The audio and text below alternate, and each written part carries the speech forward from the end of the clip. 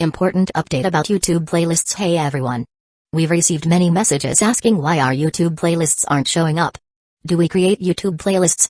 Yes, we absolutely do. So why can't you see them? Honestly, we're not sure. We've been in contact with YouTube support for several months now, but we still haven't received a clear answer or solution.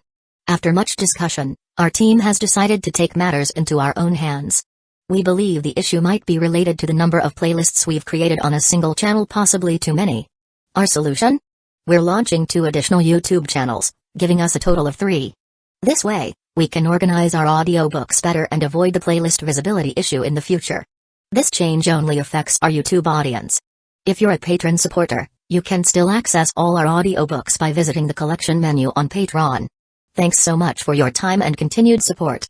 Happy listening. Most servants generally have high-class demon attributes: strength, B+, speed, A, endurance, A, durability, A, magic proficiency, A seasoned warrior with instincts honed into a skill. Western swordsmanship is exceptionally strong. Bloodline ability, SS, 1. Servant abilities, Dragon Core, Riding, Instinct, Magic Resistance, Mana Burst, etc., 2. Noble Phantasms, Invisible Air, Excalibur, Avalon, not equipped. Overall rating, SS high-class demon. Comment, one of the top-tier servants. Noble Phantasms function similarly to sacred gears. Most servants can reach the level of ultimate class demons when using their Noble Phantasms. Saber, as one of the strongest servants, can unleash a light beam capable of destroying a Ma'au when fully releasing her Noble Phantasm. Note, all servants, once implanted with evil pieces, will have their true bodies pulled from the throne of heroes. Defeating a low-level servant and implanting them with a piece can grant a higher-level servant's true body. Low effort, high reward. Chapter 50, Iris Veil's Purity, the arrival of the French village girl. Then. I think it's not good to wear shoes with wet feet. Iris Veil instinctively took a step back. Don't worry, I'm not the kind of person who would make a girl wear shoes with wet feet. Akira shook his head. Then, under the pressure of Saber's holy sword, Akira approached Iris Veil and gently held her black stockinged foot. The soft, smooth texture of the black stockings made Akira realize that Iris Veil's feet were delicate and tender, like a work of art. PSSSH. Steam rose. After coming into contact with Akira, the moisture on Iris Veil's feet completely evaporated. Ding, congratulations, host, for completing a villain quest. Quest level, purple, quest type, location-based quest, quest location, Iris Veil's feet, reward, divine foot technique, a mystical ability from ancient Eastern legends that allows the user to traverse thousands of miles in an instant, turning great distances into mere steps. PSSSH. The sound of steam continued to rise. Iris Veil felt strange. She had initially wanted to resist, but after meeting Akira's gaze and smelling his scent, she found herself unable to move. The effect of Akira's high-dimensional succubus bloodline was terrifying. It could even make someone fall for him at first sight. If Iris Veil weren't a married woman with strong willpower, her reaction might have been even more embarrassing. Alright. After helping Iris Veil put on her boots, Akira slowly stood up. He was quite satisfied with Iris Veil's current state. After taking Ilya away, Akira had once examined her body and discovered that if she were to bear children, her body would suffer greatly. Ilya was like this. So, would Iris Veil be the same? By holding Iris Veil's delicate foot, Akira had already came to a conclusion. For Iris Veil's sake, Akira decided to take things slow. Ilya and Iris Veil were only nominally mother and daughter. In reality, Iris Veil was still a pure maiden. On the other hand, as Akira's hand touched hers, Iris Veil felt a warm sensation spread from her feet throughout her body. Her heart raced, her blood boiled, and waves of warmth surged within her. She had never felt this way with Giritsugu. Today, I'm just here to fulfill my promise to Ilya, to reunite her with you, Iris Veil, and to have some fun. That's all. I wonder if you have the time, Iris Veil? Akira formally made his request. Saber, is it okay? Iris Veil looked at Saber with eyes. Even though Iris Veil was an artificial human, after being affected by Akira's high-dimensional succubus bloodline, her body had inevitably entered a state more conducive to pregnancy. In this state, her estrogen and progesterone levels increased, her body temperature rose slightly, and her eggs moved into position for fertilization. In other words, she was in her ovulation period. Her feminine charm and maternal instincts would also peak during this time. Iris Veil couldn't possibly show her feminine charm to Akira, but her maternal instincts were in full swing. Alright, Iris Veil. You and Ilya can go have fun. I'll keep an eye on things. As she spoke, Saber kept a close watch on Akira. She admitted that Akira was handsome, the kind of handsome that exuded a dangerous charm. But Saber's instincts told her that this young man named Akira was very dangerous. If she hadn't sensed that Akira wasn't a servant, Saber would have already taken action. However, since Akira wasn't a servant, had saved Ilya, and even freed her from her tragic fate, Saber didn't feel the need to attack him unless he showed hostility. In fact, because of Akira's kindness toward Ilya, Saber even felt a slight fondness toward him. For Akira's high-dimensional succubus bloodline, once fondness was increased, it would never decrease. Mommy. Ilya excitedly threw herself into Iris arms. Ilya's situation was different from Sakura's. Sakura had been abandoned, so she naturally held resentment toward her parents. But Ilya's parents had only gone to participate in the Holy Grail War. It wasn't like they weren't coming back. Yes. Ilya. Iris hugged Ilya tightly, tears streaming down her face. It was wonderful. Even if only Ilya could escape the fate of becoming a Holy Grail vessel, it was more than enough for Iris.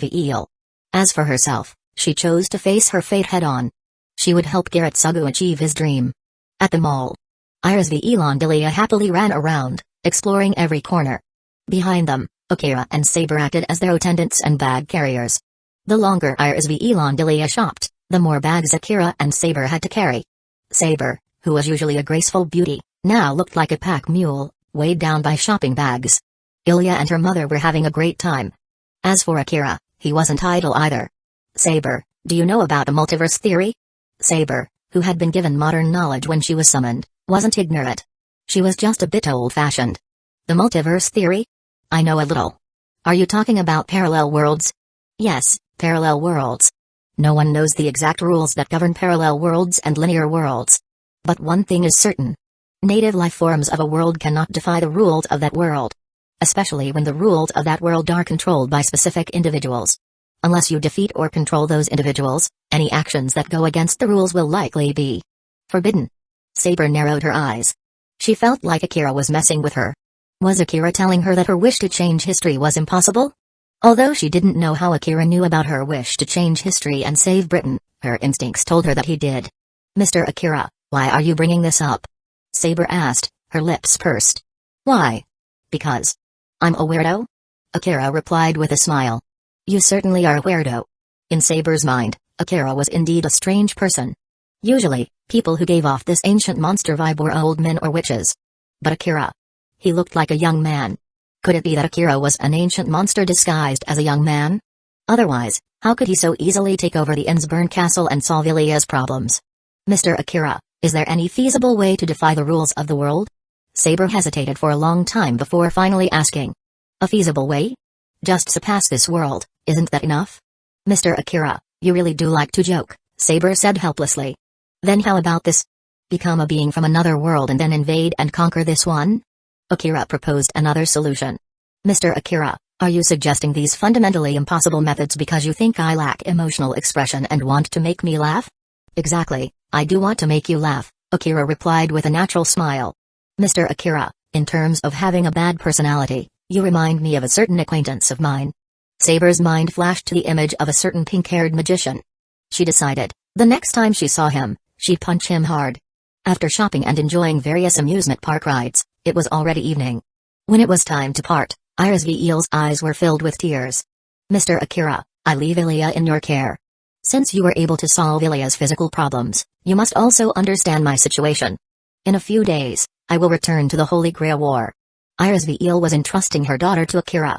No. I won't accept it. Why can't mommy receive treatment from Akira like I did?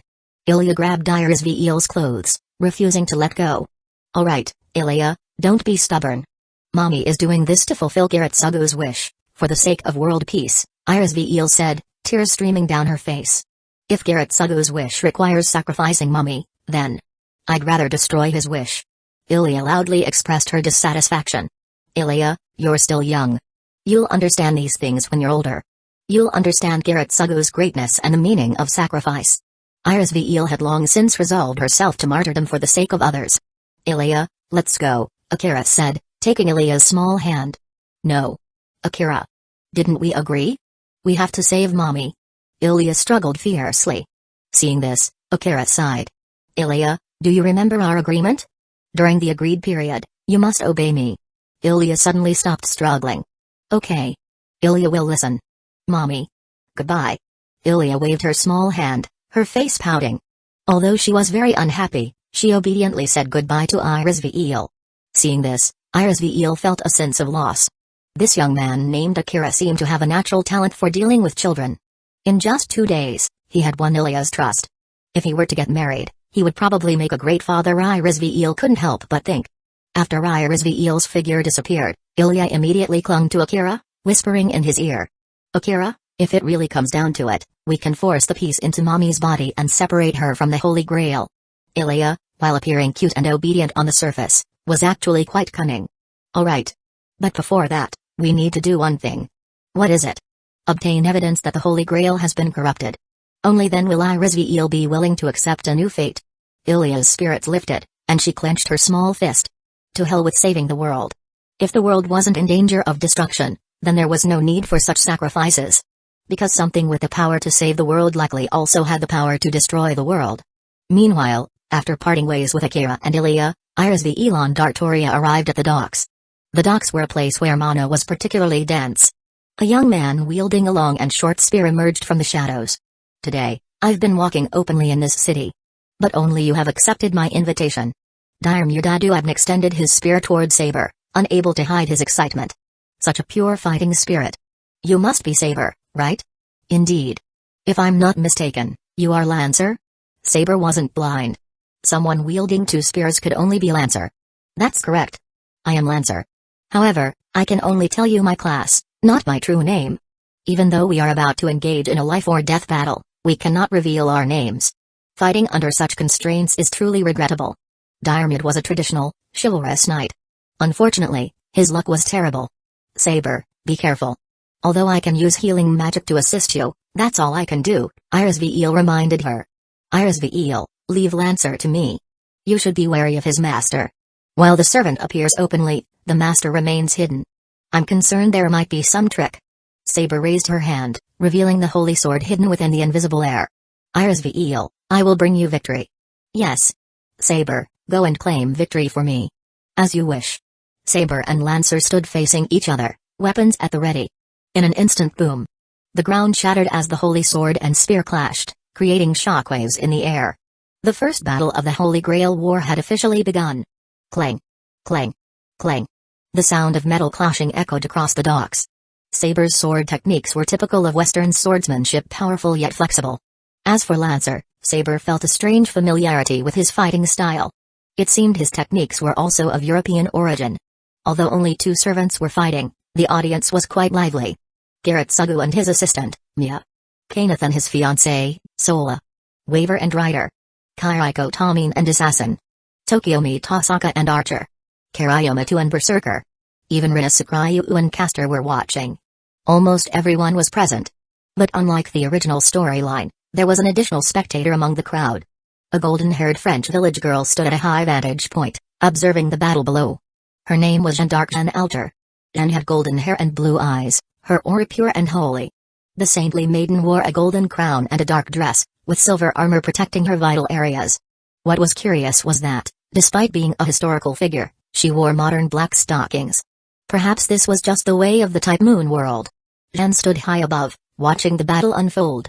I was summoned as a ruler this time, but the situation is quite complicated. The Holy Grail has given me a task, and God has given me a revelation. What should I do? This was the first time Jeanne had found herself in such a situation. Chapter 51, Defying the World's Will. A surprise. Akira's mission for Jeanne was clear: eliminate any unforeseen variables that could disrupt the Holy Grail War. The primary directive was to eradicate the hidden threats lurking within the Holy Grail, ensuring that its corrupted form would vanish. At first glance, the task seemed straightforward, but as always, the Holy Grail War was anything but simple. Meanwhile, in a small French village, a young maiden who hadn't even finished her basic education displayed an astonishing level of wisdom. If there's no conflict, then why not create one? She smirked to herself, proud of her cunning plan. Elsewhere, Mitsukaraya observed the battlefield through a telescope. His body had recovered, but at a cost. He had lost his ability to control insects. Damn it, he muttered under his breath. As Karaya continued to monitor the situation, the scenery within the water orb beside him suddenly shifted. It's here. Akira's signal. Karaya quickly put down the telescope and shouted, "Street lamp." That golden bastard is standing on the street lamp again. Berserker. Take him down. With a deafening roar, Berserker materialized out of thin air, his black armor gleaming ominously.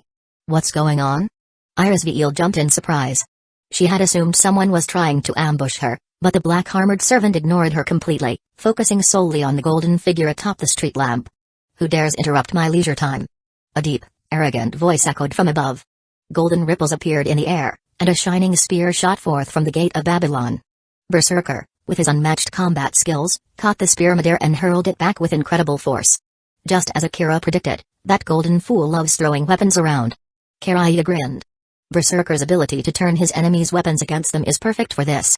The golden servant, Gilgamesh, barely had time to react as the blackened spear pierced through his defenses, severing one of his arms.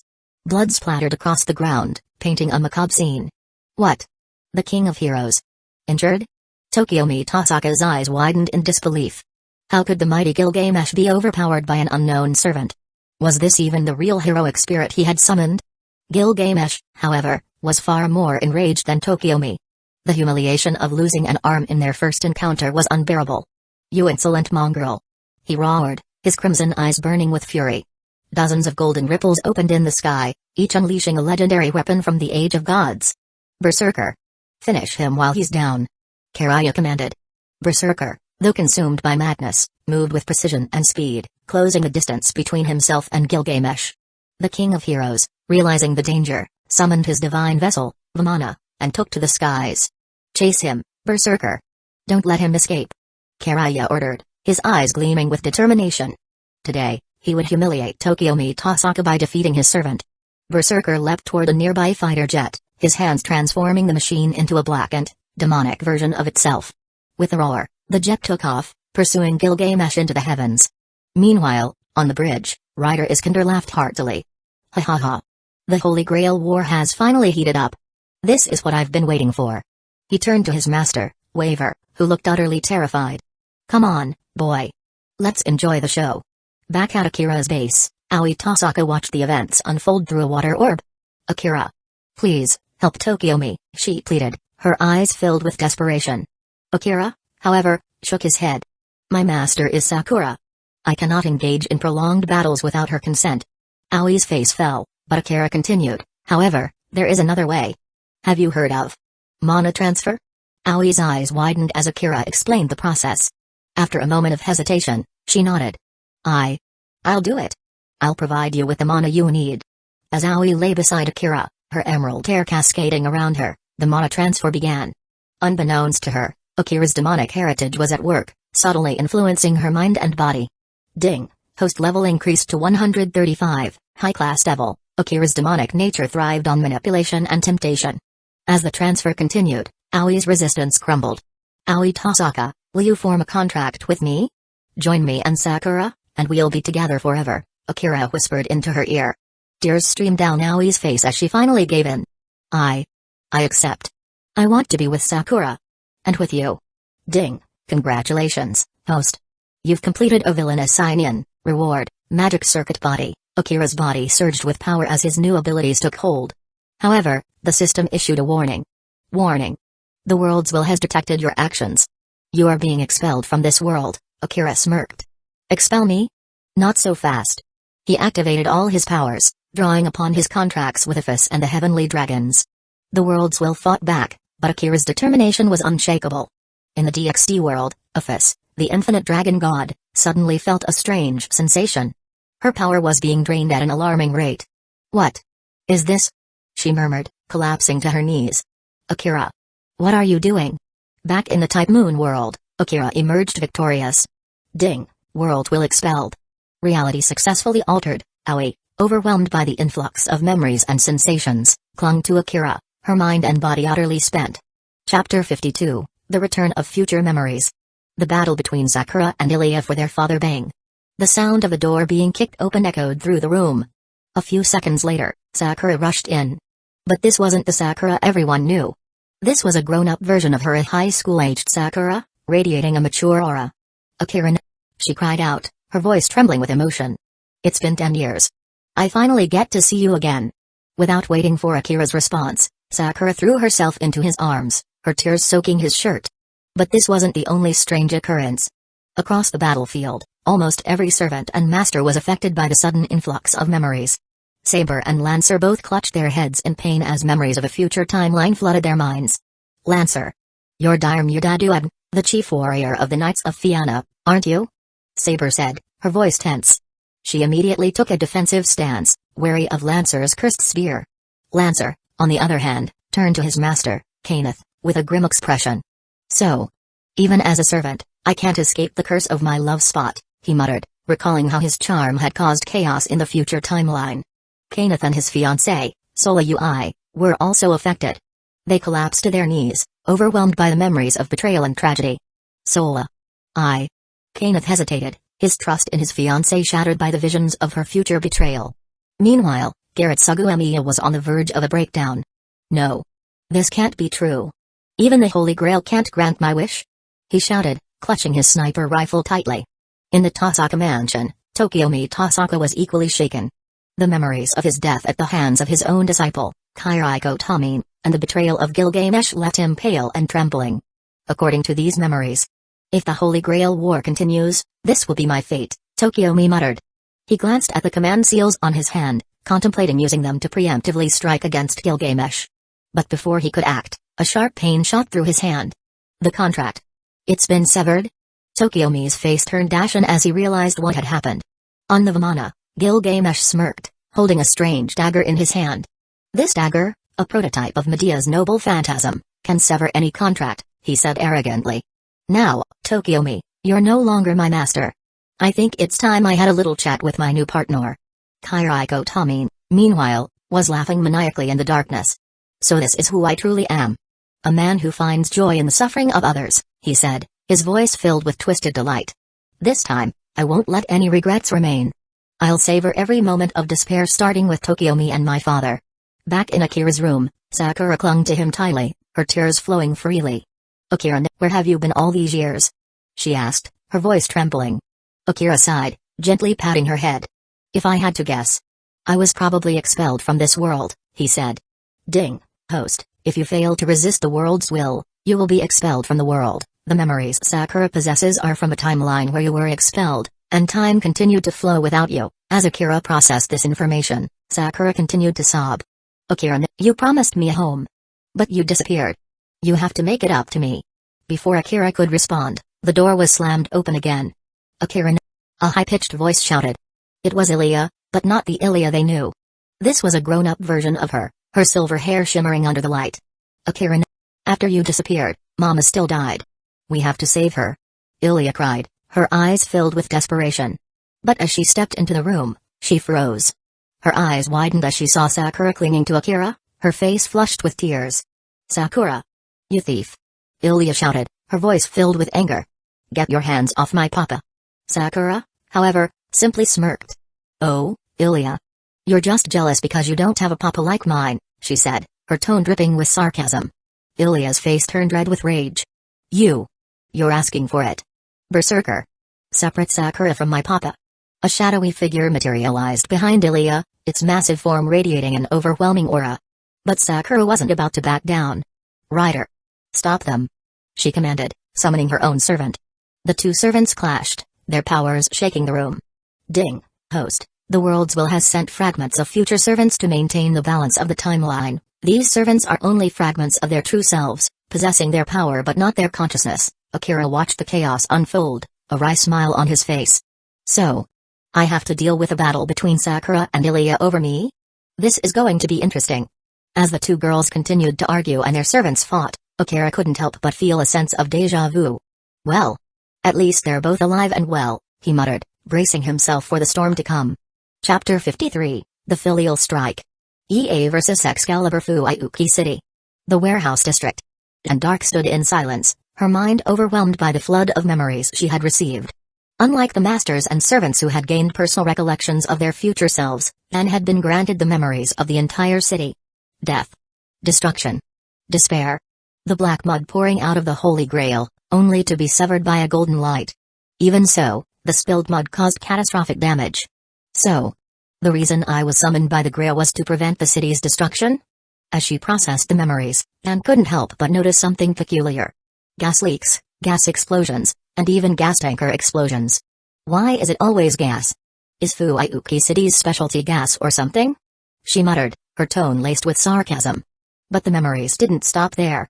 At the very end, a direct command from Allah, the will of humanity, echoed in her mind: assemble all servants. Eliminate the intruder from another dimension, the high-dimensional demon, Akira.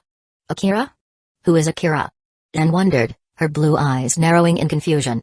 Before she could ponder further, a golden light enveloped her vision. A divine revelation unfolded before her eyes. In the seventh heaven, 7 spheres of light radiated divine brilliance. She stood among them, her belly slightly swollen, nurturing a golden sphere of light. The sphere emerged from her, and the 7 lights converged in the sky. Then, under the gaze of a young man, the Lord was born. Though the golden maiden in the vision didn't resemble the Lord she knew, Anne was certain it was him. The divine presence, the aura of creation. It was unmistakable. So, the Lord wants me to bear a child? Anne murmured, her cheeks flushing with embarrassment. As a saint who had devoted her life to her faith, Anne had never even considered romance, let alone motherhood. Yet, here she was, being asked to carry the child of a divine being. If this is the Lord's will, then I shall obey, she said, her voice steady despite her inner turmoil. But her resolve wavered when she realized the young man in the vision was none other than Akira, the very intruder Allah had ordered her to eliminate. The Lord's chosen father and Allah's enemy are the same person. Anne whispered, her heart sinking. Meanwhile, on the battlefield, Saber and Lancer had ceased their fight. Both had received memories of a future timeline and were now preoccupied with their own thoughts. Saber rushed to Iris Veel's side, her expression grim. Iris Veel, are you alright? She asked, her voice filled with concern. Iris Veel looked up at Saber, her eyes filled with sorrow. Saber. Kiritsugu's goal was flawed from the start. The Holy Grail. It's been corrupted. No matter what wish is made, it will be twisted into something evil. Saber nodded solemnly. She had seen it herself twice forced to destroy the Grail, and now, on the verge of a third attempt. Elsewhere, Matakaraya was on the verge of madness. The memories of killing Aoi Tasaka haunted him, driving him to the brink of insanity. Kiritsugu Emiya, too, was grappling with the revelation that the Grail was beyond salvation. His life's work, his dream of saving humanity, all of it had been for nothing. And then there was Tokiomi Tasaka. The memories of his death at the hands of Kiriko Tamine and Gilgamesh's betrayal had shattered his composure. Desperate, he attempted to use a command seal to force Gilgamesh to commit suicide. But Gilgamesh was one step ahead. With a smirk, he severed their contract using a dagger forged by Medea. Tokiomi, you're far too naive, Gilgamesh said, his voice dripping with disdain. Now, let's see how this little game unfolds. In the Tasaka mansion, chaos erupted. Kiriko Tamine, armed with a golden sword gifted by Gilgamesh, confronted Tokiomi. Master Tokiomi. It seems fate has brought us together once more, Kirai said, his voice filled with dark amusement. Tokiomi's eyes widened in horror as Kirai plunged the sword into his chest. This is the sword of patricide, Kirai whispered, a twisted smile spreading across his face. A fitting weapon, don't you think? As Tokiomi fell, Kirai felt a surge of exhilaration. This was the joy he had been searching for, the pleasure of causing suffering. Meanwhile, Rin Tasaka, having inherited Saber's powers, burst into the scene. Gilgamesh! Stay out of my way! She shouted, brandishing Excalibur. Gilgamesh raised Ea, his divine weapon, with a smirk. Little girl, do you truly believe you can defeat me? The two clashed, their weapons unleashing devastating forces. Immuna Elish! Gilgamesh roared, the power of his sword tearing through reality itself. But Rin was no ordinary opponent. Using Saber's instincts and abilities, she dodged the attack and countered with a powerful strike. Excalibur! The collision of their attacks shook the city to its core. In the end, Rin managed to escape, using Saber's power to teleport to safety. She reappeared in the Innsburn castle, where Saber was waiting. Rin. You've come, Saber said, her voice calm but filled with concern. Rin nodded, her expression determined. Saber, we need to retrieve Avalon. It's the only way to defeat Gilgamesh. But as she spoke, her body began to shrink, reverting to her younger self. The strain of using Saber's power had taken its toll. The night was far from over. The Holy Grail War had entered a new phase, and the battle for survival and salvation was just beginning. Chapter 54, Aoi Tasaka's Submission, the Giant Sea Demon Dragon. If Kiriko Tamine and Tokiomi Tasaka represented the most intense conflict in the Holy Grail War, then Rider and Waver, as well as Castor and his loyal disciple, Rinazukriyu, were the most harmonious pairs. My king, Waver has not disappointed you, Waver said, his voice calm and steady despite his youthful appearance. This was the Waver of 10 years later, matured and resolute. Ryder laughed heartily, slapping Waver on the back. Ha ha ha. Loyalty from a subject to their king is the greatest wish of any ruler. Even if the odds are against us, we'll charge into battle together. Are you ready to fight by my side once more? Yes. I will follow you to the ends of the earth. Waver replied, his voice filled with determination. For 10 years, Waver had longed for this chance to make up for past regrets. Now, he was ready to fight alongside his king once more. Meanwhile, Castor, Gilles de Race, was overcome with emotion. Upon learning that his loyal disciple, Rinazukriyu, had met a tragic end in the future timeline, he broke down in tears. Why? Why must such a devout and pure soul suffer such a cruel fate? Castor cried out, his voice filled with anguish. The world is unjust. Suddenly, Castor sensed a powerful surge of magical energy in the city. It wasn't ordinary magic, it was ancient, divine magic, but used in a peculiar way. Driven by curiosity, Castor rushed to the source of the magic. There, he found a man who radiated an otherworldly aura. Ah, you have the presence of a servant. How fascinating, Castor said, his eyes gleaming with excitement. Would you be willing to assist me in a little experiment? Half an hour later, in the river of Fuiuki City, a massive sea monster rose from the depths. Maijan. This time, I will make you remember your true name. Castor declared, his voice filled with madness. With his newfound power, Castor had summoned a monstrous abomination, a fusion of a sea demon and a dragon, its body covered in writhing tentacles and glowing with an eerie light. Meanwhile, in another part of the city, Akira was enjoying a rare moment of peace. Akira, do you know how sad I was when I realized I couldn't contact you through our contract anymore? Ilya said, her voice trembling as she clung to Akira. I thought about you every day, Akira. I missed you so much, she continued, her crimson eyes filled with tears. Like Sakura, Ilya had been devastated by Akira's sudden disappearance. She had returned to the Insburn family, determined to use the Holy Grail to bring him back. During the Holy Grail War, Ilya had reunited with Sakura and Rin Tasaka. Together, they had formed an alliance, united by their shared goal of finding Akira. Akira, now that we know the Holy Grail is corrupted, we have to save Mama. Ilya said, her voice filled with determination. We'll force her to accept a chess piece and sever her connection to the Grail. Akira smiled, gently patting Ilya's head. We'll do it, Ilya. I promise. But before they could continue their conversation, a deafening roar echoed through the city. Outside, the giant sea demon dragon had fully emerged, its massive form towering over the city. Aoi Tasaka, who had been resting in Akira's arms, stirred awake. What's happening? She asked, her voice groggy. Akira turned to her, his expression serious. Aoi, do you remember the memories you saw earlier? The ones where you died? Aoi's eyes widened as the memories flooded back. I died? And Tokyo, me too? Yes, Akira said, his voice calm but firm. If I hadn't intervened, that would have been your fate. Aoi's hands trembled as she processed the information. But you're still here. Does that mean you've changed the future? Akira nodded. I've defied the world's will. The future is no longer set in stone. Aoi's expression softened, and she leaned in to kiss Akira. Then, I'll trust you to protect us. As Akira prepared to face the giant sea demon dragon, he received an urgent message from the DxD world. Akira. Please, if you can hear me, come back. Anne is using her life force to activate her sacred gear. It was Irina's voice, filled with desperation. Akira hesitated for a moment. The sea demon dragon was a significant threat, but Jan and Irina were in immediate danger. Akira-sama, we need your help. Zenovia and the others are in trouble. This time, it was Asia's voice. Akira made his decision. Asia, I'm allowing you to use your balance breaker. Hold off the enemy until I return. With that, Akira activated his teleportation magic, leaving the sea demon dragon to Saber and the other servants. In the DxD world, Jen stood at the forefront of the battle, her sacred gear glowing with divine light. By the power of the holy sword, I summon the Durandal, the tyrant's blade. Jen declared, her voice echoing with authority. The blade materialized in her hands, radiating pure, destructive energy. Let's finish this. Jen shouted, charging at the enemy with unwavering determination. Back in Fuiuki City, the giant sea demon dragon roared, its massive form casting a shadow over the city. Saber, Rin, and Sakura stood ready, their weapons drawn. We'll hold it off until Akira returns, Saber said, her voice steady. The battle for Fuiuki City had reached its climax, and the fate of the world hung in the balance. Chapter 55, The Holy Dragon Princess's Embrace of Benevolence. Kokobi Eel is stunned. Kokobi Eel, sensing the arrival of Durandal, no longer felt like playing around with Yudo and Yumi. Goodbye, little girl. It seems the other girl over there is more interesting, Kokobi Eel said, lowering his wing, which had been toying with Yumi's holy sword. Your holy sword is quite impressive, he remarked casually. But unfortunately, it's still too weak.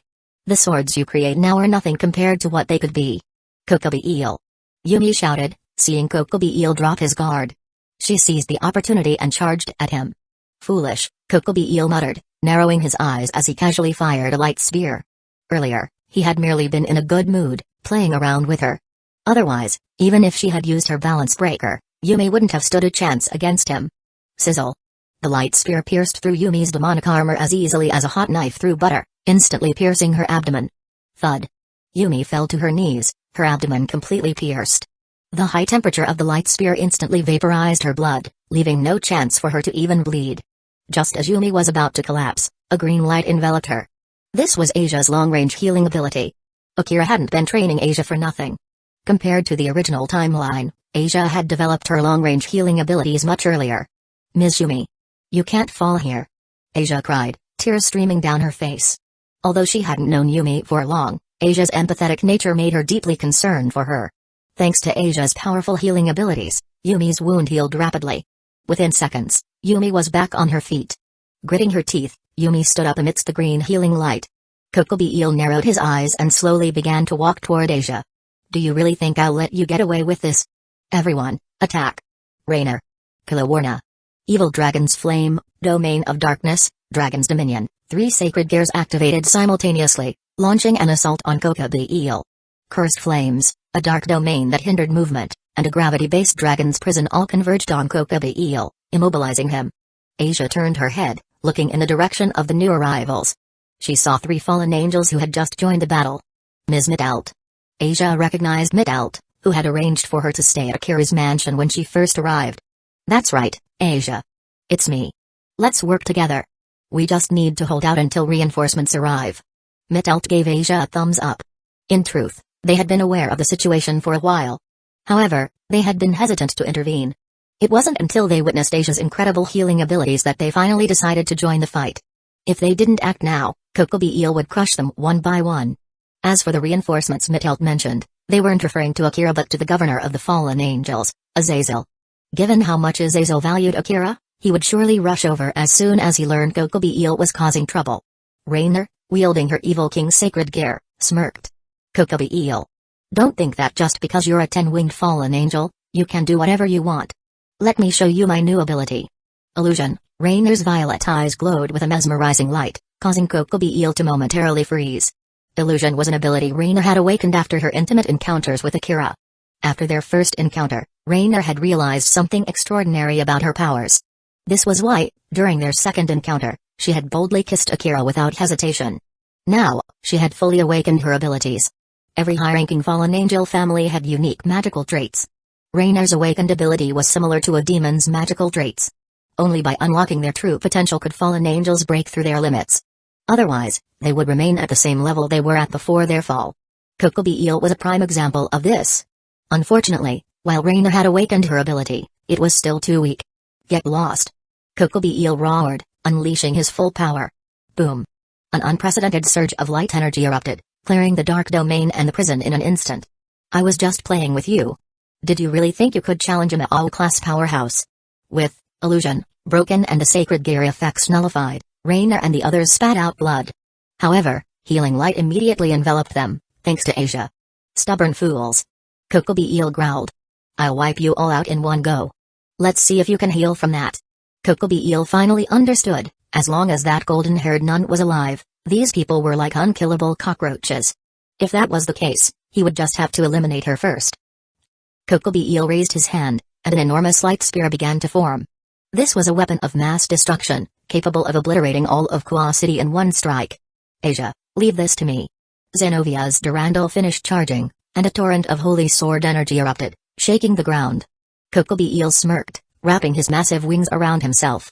A few seconds later, the holy sword's light faded, and Zenovia gasped for breath as she stared at the molten ground. Whoosh! Kokobi Eel's wings spread open, revealing him completely unharmed at the center of the destruction.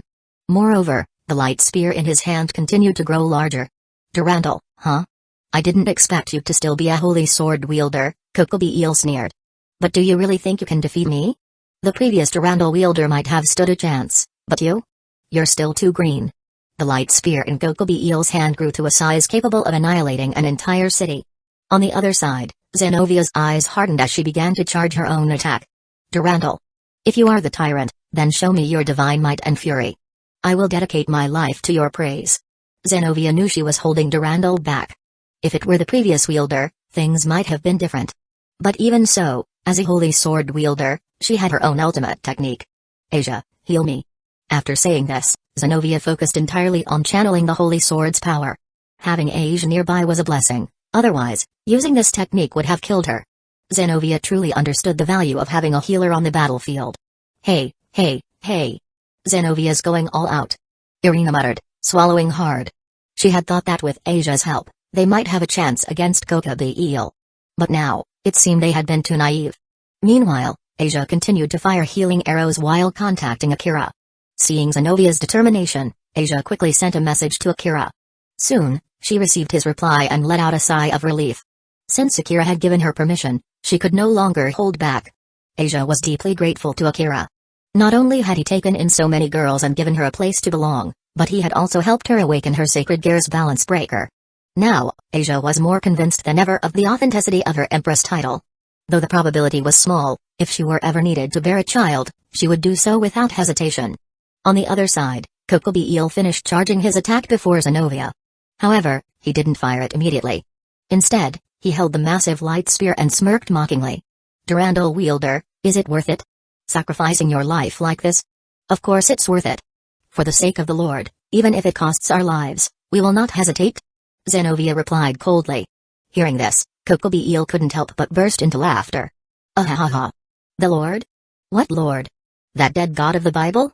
Do you even know that your god is already dead? What? Do you mean? The god of the Bible is dead? Zenovia's mind went blank. I figured you didn't know, Kokobi Eel said with a twisted smile. The other holy sword wielder doesn't know about Drumroll either. That means your position in the church is nothing more than that of ordinary holy sword wielders. Ordinary wielders wouldn't be privy to such information. But I'll be generous and tell you. Your Lord, your God, the once invincible God of the Bible, is dead. The Lord is dead? Zenovia staggered, nearly dropping Drumroll. Demons lost their original Ma'o, angels lost their God, but we fallen angels still have our leader. We can still fight. But Azazel, that bastard, unilaterally ended the war. Unforgivable. Absolutely unforgivable. If the war had continued, the fallen angels would have been the ones to prevail. Today, I will reignite the war and recreate the battlefield of the gods. Zenovia. Don't listen to him. The Lord is merely resting and has not died. Asia shouted, sending a vision from her Empress ability to Zenovia. As the green healing energy enveloped Zenovia, she saw the vision Asia had sent. This feeling. In an instant, Zenovia's eyes turned gold, and even Irina froze, her gaze distant. They saw the birth of a new lord in the seventh heaven. Insects. Disappear. Kokobi Eel roared, hurling the light spear. Drumroll. Purge all evil. Zenovia swung her fully charged Drumroll. Boom. The holy sword's energy clashed with the light spear, but Kokobi Eel's attack began to push it back. A 10-winged fallen angel was simply too powerful. Even with Zenovia's life on the line, she couldn't defeat him. As the massive light spear closed in, Zenovia thought to herself, is this it? Was the vision from the Empress a lie? Am I going to meet the Lord sooner than expected? But maybe this isn't so bad. The golden light engulfed Zenovia, and her figure began to fade. But at the last moment, a figure clad in grey gold armor rushed in front of the light spear. Zenovia. Don't give up. Asia, wearing her grey gold dragon armor, stood firm against Kokobi Eel's full-powered light spear. Not only did she block it, but she was also pushing it back. Asia thought to herself, a 10-winged fallen angel's light spear? Watch me push it back. Balance Breaker Holy Dragon Princess's Embrace of Benevolence. Akira's Balance Breaker mode reward not only helped him unlock his own sacred gear's Balance Breaker but also allowed his servants to do the same. After contacting Akira and receiving permission to use her Balance Breaker, Asia finally unleashed her full power. In the original timeline, Asia didn't awaken her Balance Breaker until much later. With the overwhelming defensive power of Holy Dragon Princess's Embrace of Benevolence, she had easily blocked attacks from even the strongest foes. However, this Asia was slightly different from the original. In the original timeline, Asia had formed a contract with the Golden Dragon King Fafnir, giving her golden armor. But now, Having received the love of the infinite dragon god Aphis, her armor was grey gold. Seeing the healer who had been supporting them from the back now blocking his strongest attack, Kokobi Eel couldn't help but curse. Damn it. Chapter 56, Evolution. Mechanized Greymon. Rainer's transformation. Name, Kokobi Eel. Temporary, level, LV210, initial stage Mao. Attribute evaluation. Note, strength within the same level. 2, strength, C, agility, C, magic, C, physical endurance, B, skill proficiency, C, decent, but not outstanding among Mao class beings, bloodline ability, C+, 10-winged fallen angel bloodline, with high potential for development. However, Kokobi Eel is obsessed with war and has not focused on developing his power. His current level is only due to constant troublemaking. Overall evaluation, C-class Mao, comment, a 10-winged fallen angel who, even in death, would struggle to reach the peak of Mao class, let alone surpass it. Compared to Baraka Eel, another 10-winged fallen angel, the difference is like night and day. Seeing the golden-haired healer girl block his fully charged light spear, Kokobi Eel was stunned. What the hell? The strongest member of the team was the healer? Humphrey. Since you came to me, I'll take you out first. Asia's overwhelming defensive power made Kokobi Eel uneasy. He decided to eliminate the healer before the others could surround him. But as soon as he had that thought, something happened. For just a moment, he felt a life-threatening danger. Who? Kokobi Eel instantly turned around. Standing there was a calm and composed young man who had arrived unnoticed. It was him, Akira Leviathan. However, Kokobi Eel couldn't understand why this young man gave him such a feeling. But in the next second, he realized the reason. In Akira's hand, the Red Dragon Emperor's gauntlet appeared, radiating an overwhelming aura. Boosted gear balance breaker, balance breaker. Red Dragon Emperor's scale male, the Red Dragon Emperor? The Leviathan heir has become the Red Dragon Emperor and even unlocked his balance breaker? Kokobi Eel was shocked. At this stage, if he had known about Akira's power, he wouldn't have wasted time playing around with Yumi earlier. Mao class. Without a doubt, Mao class. Kokobi Eel looked at the young man before him, his narrow eyes filled with caution. Fortunately, Akira wasn't as monstrous as Vali. Vali's physical strength was almost on par with his, and after unlocking his balance breaker, he could easily crush him. This Akira, while strong, wasn't enough to defeat him. Just as Kokobi Eel thought, I can handle this, a golden light flew out from Akira's hand. Agumon. Go. Understood, Akira. Agumon appeared, his body covered in a shimmering platinum light. His claws and weak points were reinforced with divine metal, giving him a more mechanical and powerful appearance. After absorbing 2 drops of Phoenix blood, Agumon had mostly recovered and reached the peak of high-class devil. Combined with the purified data equivalent to 3 drops of Phoenix blood that Akira had provided, Agumon was ready for his next evolution. This monster is unusual. Kokobi Eel quickly distanced himself from Agumon. He realized he couldn't see through this yellow monster. But in the next moment, something terrifying happened. This monster emitted an aura powerful enough to crush him. Agumon, Super Evolution, Mechanized Greymon. Under Kokobi Eel's gaze, Agumon's body was enveloped in a white light of evolution, rapidly growing in size. 5 meters, 10 meters, 20 meters. Until a colossal creature over 100 meters tall appeared on the battlefield. Name, Agumon, temporary, race, fantasy dragon god data type dragon, level, LV240, after evolution, strength has reached the peak of Mao class, attribute evaluation, note, strength within the same level, 2, strength, S+, agility, S, magic, S+, physical endurance, S+, skill proficiency, SS, bloodline ability, SS, overall evaluation, S+ class Mao, comment, mechanized Greymon, the pinnacle of divine power and violence, capable of annihilating all evil. With the right attributes, it can even fight above its level. Mechanized Greymon's appearance and abilities were enhanced versions of Greymon. Its body was covered in high-purity divine metal, making it more ferocious. Its teeth and claws were sharper, and its body was equipped with advanced weapon systems like missile launchers and laser cannons. Its massive, sharp teeth gleamed with a cold light, and its eyes glowed red, filled with a desire for battle. Its skills had also been upgraded and enhanced. Original skills, Metal Claw, Great Horn Charge, Tail Whip. New skills, Steel Claw Assault, Brave Vanguard, Divine Horn Charge, Trident Arm, Giga Storm, Ultimate Flame, Giga Destroyer. Roar. With a deafening roar, Mechanized Greymon activated, Brave Vanguard, boosting its attack power. Its aura surged, even hinting at surpassing Mao class. What the hell? What kind of monster is this? Kokobi Eel was certain that Mechanized Greymon was no weaker than Volley at this point. Ignoring mechanized Greymon, Kokobi Eel charged straight at Akira. After all, everyone knew that the best way to deal with a powerful familiar was to target its master. You won't get away with this. But before Kokobi Eel could reach Akira, Asia stepped in. Though Asia lacked offensive power, her defensive capabilities were top tier. Agumon. Now's your chance. Asia's intention was clear. She wanted Agumon to attack Kokobi Eel while she held him off, even if it meant taking the hit herself. Ultimate Flame, mechanized Greymon opened its massive mouth, and a mix of golden and red divine flames began together. The surrounding space even distorted due to the terrifying heat. Boom. The Ultimate Flame shot out from mechanized Greymon's mouth, heading straight for Kokobi Eel. With Agumon's control, she was confident she could defeat Kokobi Eel without harming Asia. TCH. Kokobi Eel quickly disengaged and flew into the sky. But to his surprise, after dodging the Ultimate Flame, the attack turned around and continued to chase him. And that wasn't all. While he was busy dodging, mechanized Greymon began charging a second Ultimate Flame. Boom. A few seconds later, another Ultimate Flame was launched, trapping Kokobi Eel in a deadly crossfire. WTF? Kokobi Eel felt despair. Even though they were both Mao class, with him being an initial stage Mao and mechanized Greymon a peak Mao, he shouldn't have been completely helpless. But the terrifying control and the high-purity divine power made Kokobi Eel feel like he was facing Michael himself. Meanwhile, as mechanized Greymon chased Kokobi Eel, Akira walked toward a corner. Originally, he was going to fight alongside mechanized Greymon. But before that, someone unexpected had arrived uninvited. Akira needed to meet that person first. As he turned the corner, a scruffy but sharp-eyed middle-aged man came into view. Azazel. Akira narrowed his eyes and called out the man's name. Akira Leviathan. Azazel smiled, spreading his 12 wings to reveal his identity. The two had always been aware of each other's identities, but today, they finally broke the ice. Akira, since we're on such good terms, I'll be straightforward, Azazel started with some flattery.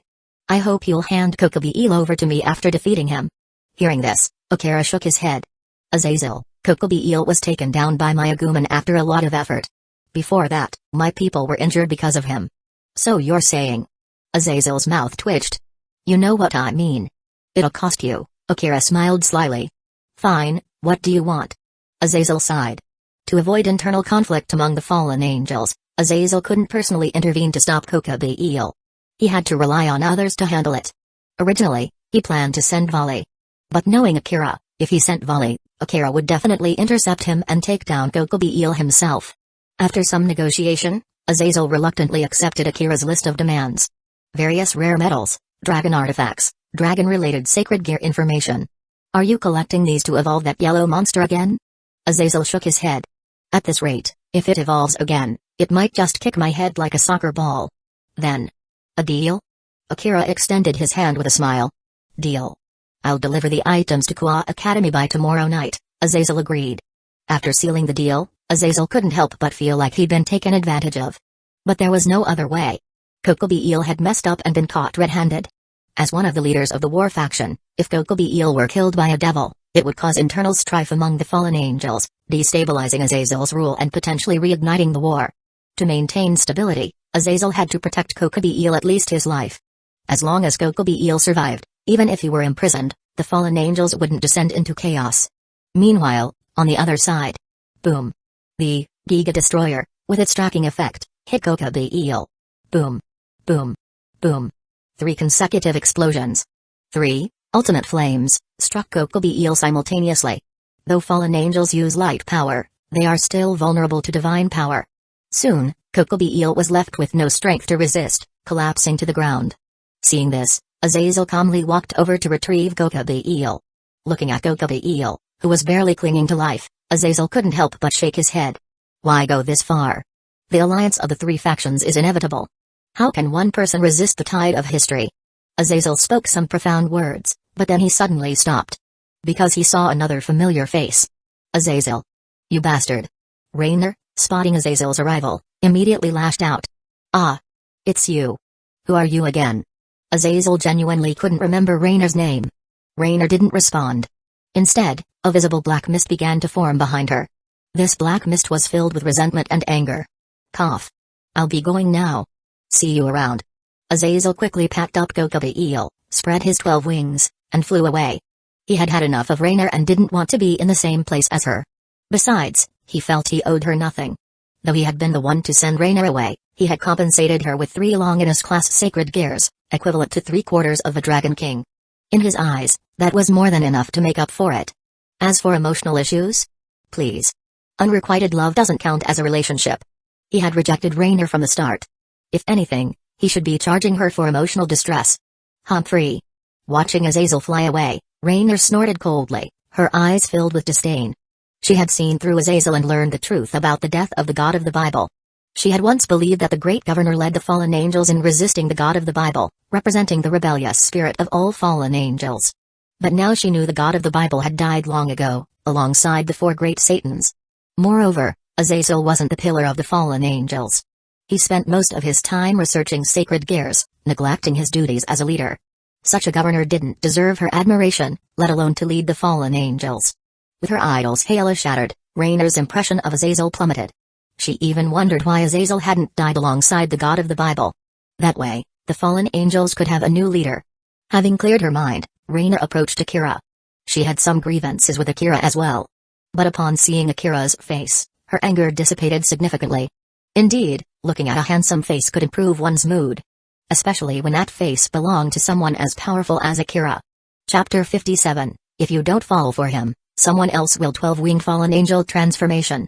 Lord Akira, do you think playing with me is fun? Rainer pursed her red lips, her voice tinged with a hint of resentment. Rainer, it seems you've already learned what you needed to know, Akira replied calmly, his expression unreadable as he looked at her. This was the first time he had seen Rainer in her fallen angel form, and he had to admit, she looked stunning. That's right. I know you've been aware of my identity from the start. You've been deceiving me all along. Rainer accused Akira of his deceitful behavior. But Akira wasn't having any of it.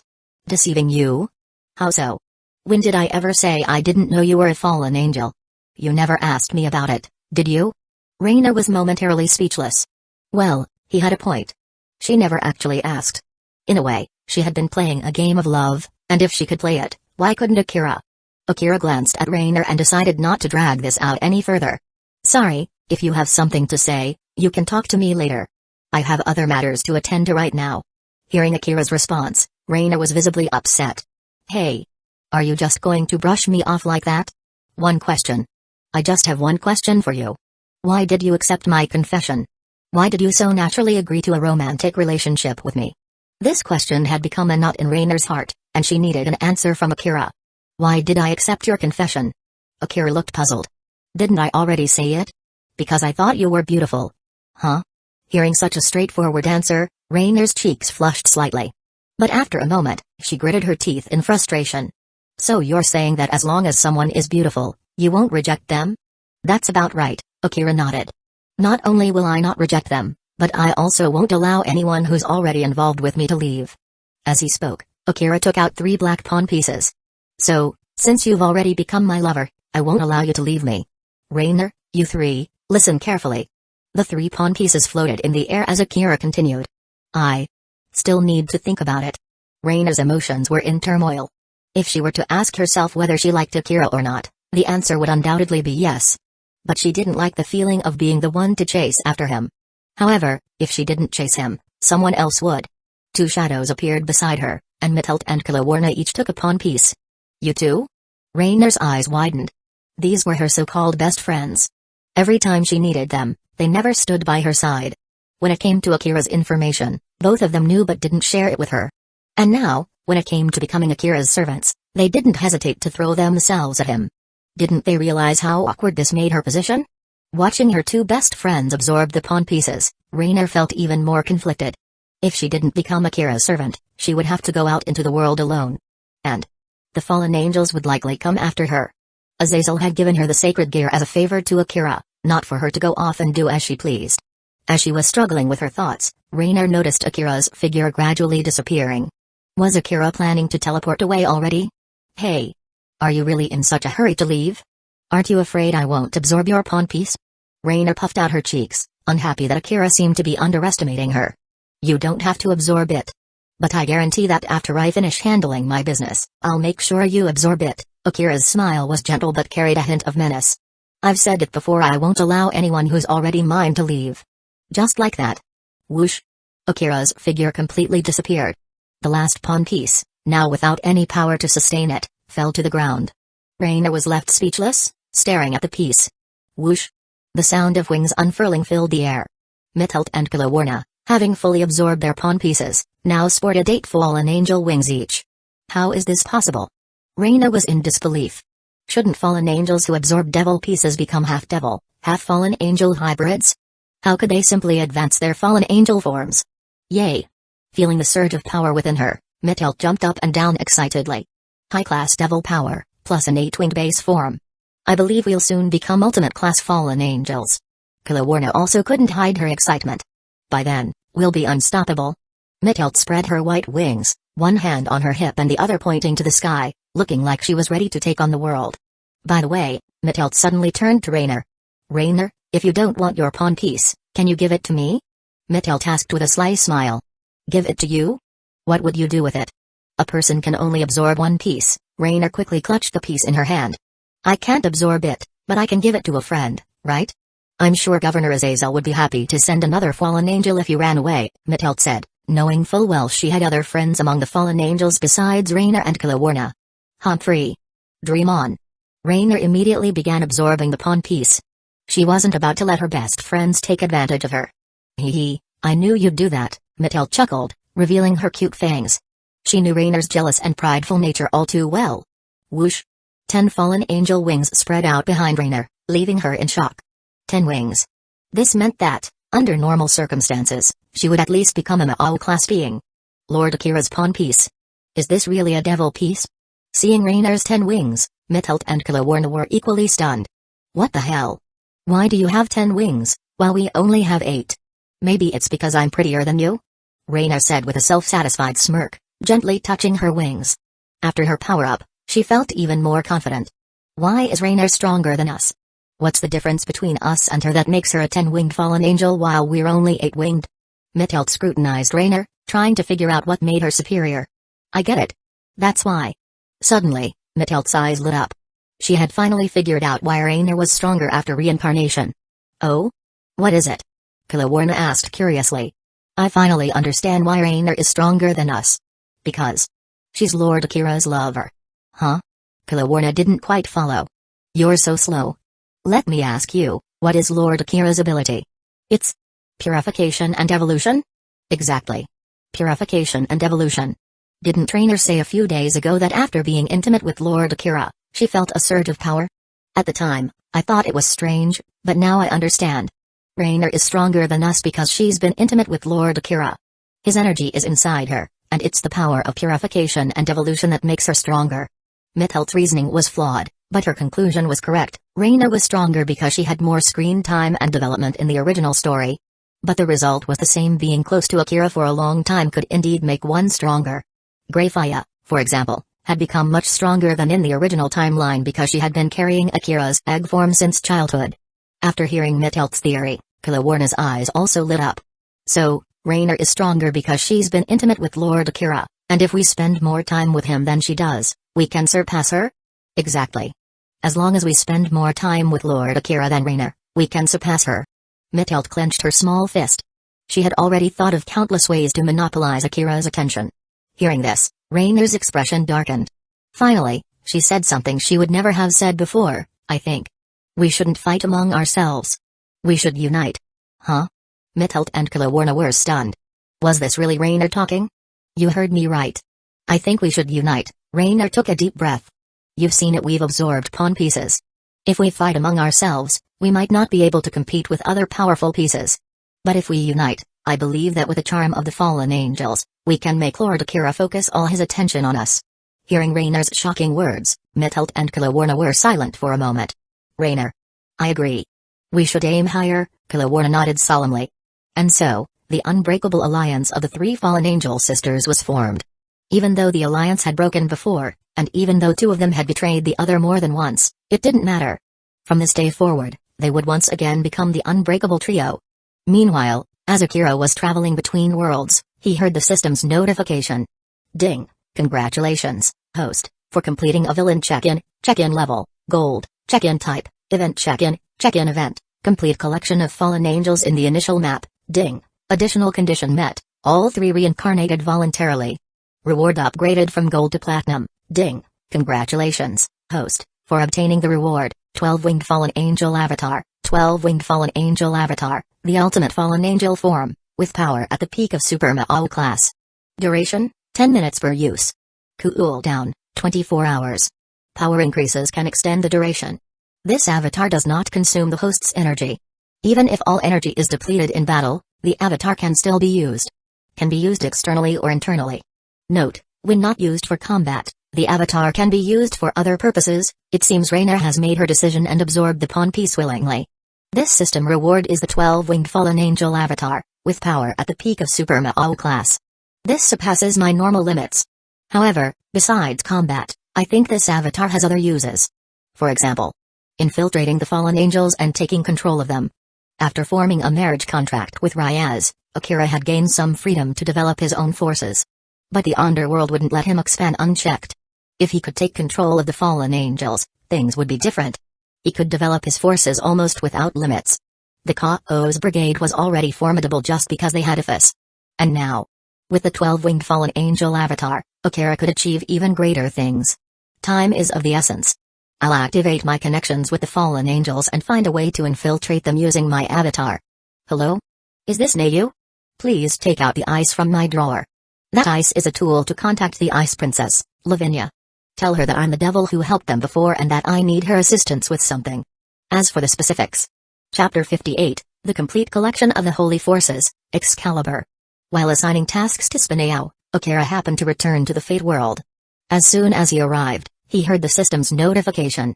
Ding, congratulations to the host for triggering a villain check-in level, purple to gold, check-in type, event-based check-in event, complete collection of the Holy Forces, requirement. Subdue key figures of the Holy Forces and reincarnate them as your servants. Examples, Zenobia, Irina, Griselda, Gabriel, Anne, Rintsara, etc. As long as they serve the God of Light, they are considered part of the Holy Forces, the complete collection of the Holy Forces. I understand the others, but is Jeanne really part of the Holy Forces? Akira thought of Jeanne from the DxD world, who was part of Cao Cao's team. Her sacred gear was Holy Sword creation, and she was a descendant of Jeanne who had joined the Chaos Brigade. Could she still be considered part of the Holy Forces? Could it be that she joined the Chaos Brigade out of faith in God? A terrorist for the Lord? Could it be that her Lord wasn't Yahweh, but Allah? As Akira pondered over Jeanne, a soft, fragrant presence suddenly rushed into his arms. Looking down, he saw the blushing face of Spinao. Nao clung to Akira's arm, pressing it against her chest, her eyes filled with desperation. Akira. I just saw her in. Even though she had grown up, Nao was certain that her daughter was in danger. Now, her daughter was fighting monsters, and as a mother, how could Nao not be worried? So, as soon as Akira returned, Nao immediately threw herself at him. When a woman has a man, she sees him as her pillar of support, especially a traditional woman like Nao. Rin? So, she's fighting near the river? Alright, I'll go check it out right away. Akira looked toward the river and saw a tall battle flag, followed by a golden-haired beauty with long, wavy hair. And, using her holy flag, was impossible to miss. Wait, Jeanne? Akira rubbed his eyes, making sure he wasn't seeing things. This wasn't the Jeanne from the DxD world, who wielded a holy sword and joined a terrorist group. This was the Jeanne from the Fate world. Could it be that the complete collection of the Holy Forces refers to Jeanne from this world? Akira naturally came to this conclusion. 10 minutes earlier, before Akira returned. At Jeanne's call, all the masters and their servants had gathered by the river. Ha! Saber was the first to step onto the river, slashing at the sea demon's tentacles as they extended. While Saber bought time, Jeanne began her speech to the servants. Everyone. The Holy Grail War has gone far beyond normal order. Not only are the masters and servants of this era involved, but this war has also affected the masters and servants from 10 years in the future. Time itself has become chaotic, and the boundaries between worlds are collapsing. But even so, as heroic spirits, we have a duty to protect humanity and all life. This sea demon has the ability to devour life and grow stronger. If we don't destroy it quickly, it will cause a catastrophe that could destroy the world. So, as the ruler of this Holy Grail War, I call upon all masters, even those from 10 years in the future, to join forces and eliminate this evil. If we succeed, I will grant each participating master one command seal. Those who perform exceptionally will receive 2. As soon as she finished speaking, thunder roared, and Ryder arrived on his chariot. Then leave it to me. Ryder charged forward, his lightning striking down the tentacles that reached for him. Saber. Since you also have memories of the future, will you fight alongside me? Of course. And unlike in my memories, I am now at my full strength. With that, Saber leaped from the water, landing outside the sea demon's attack range. Good. I always wanted to fight you at your full strength. Ryder laughed heartily.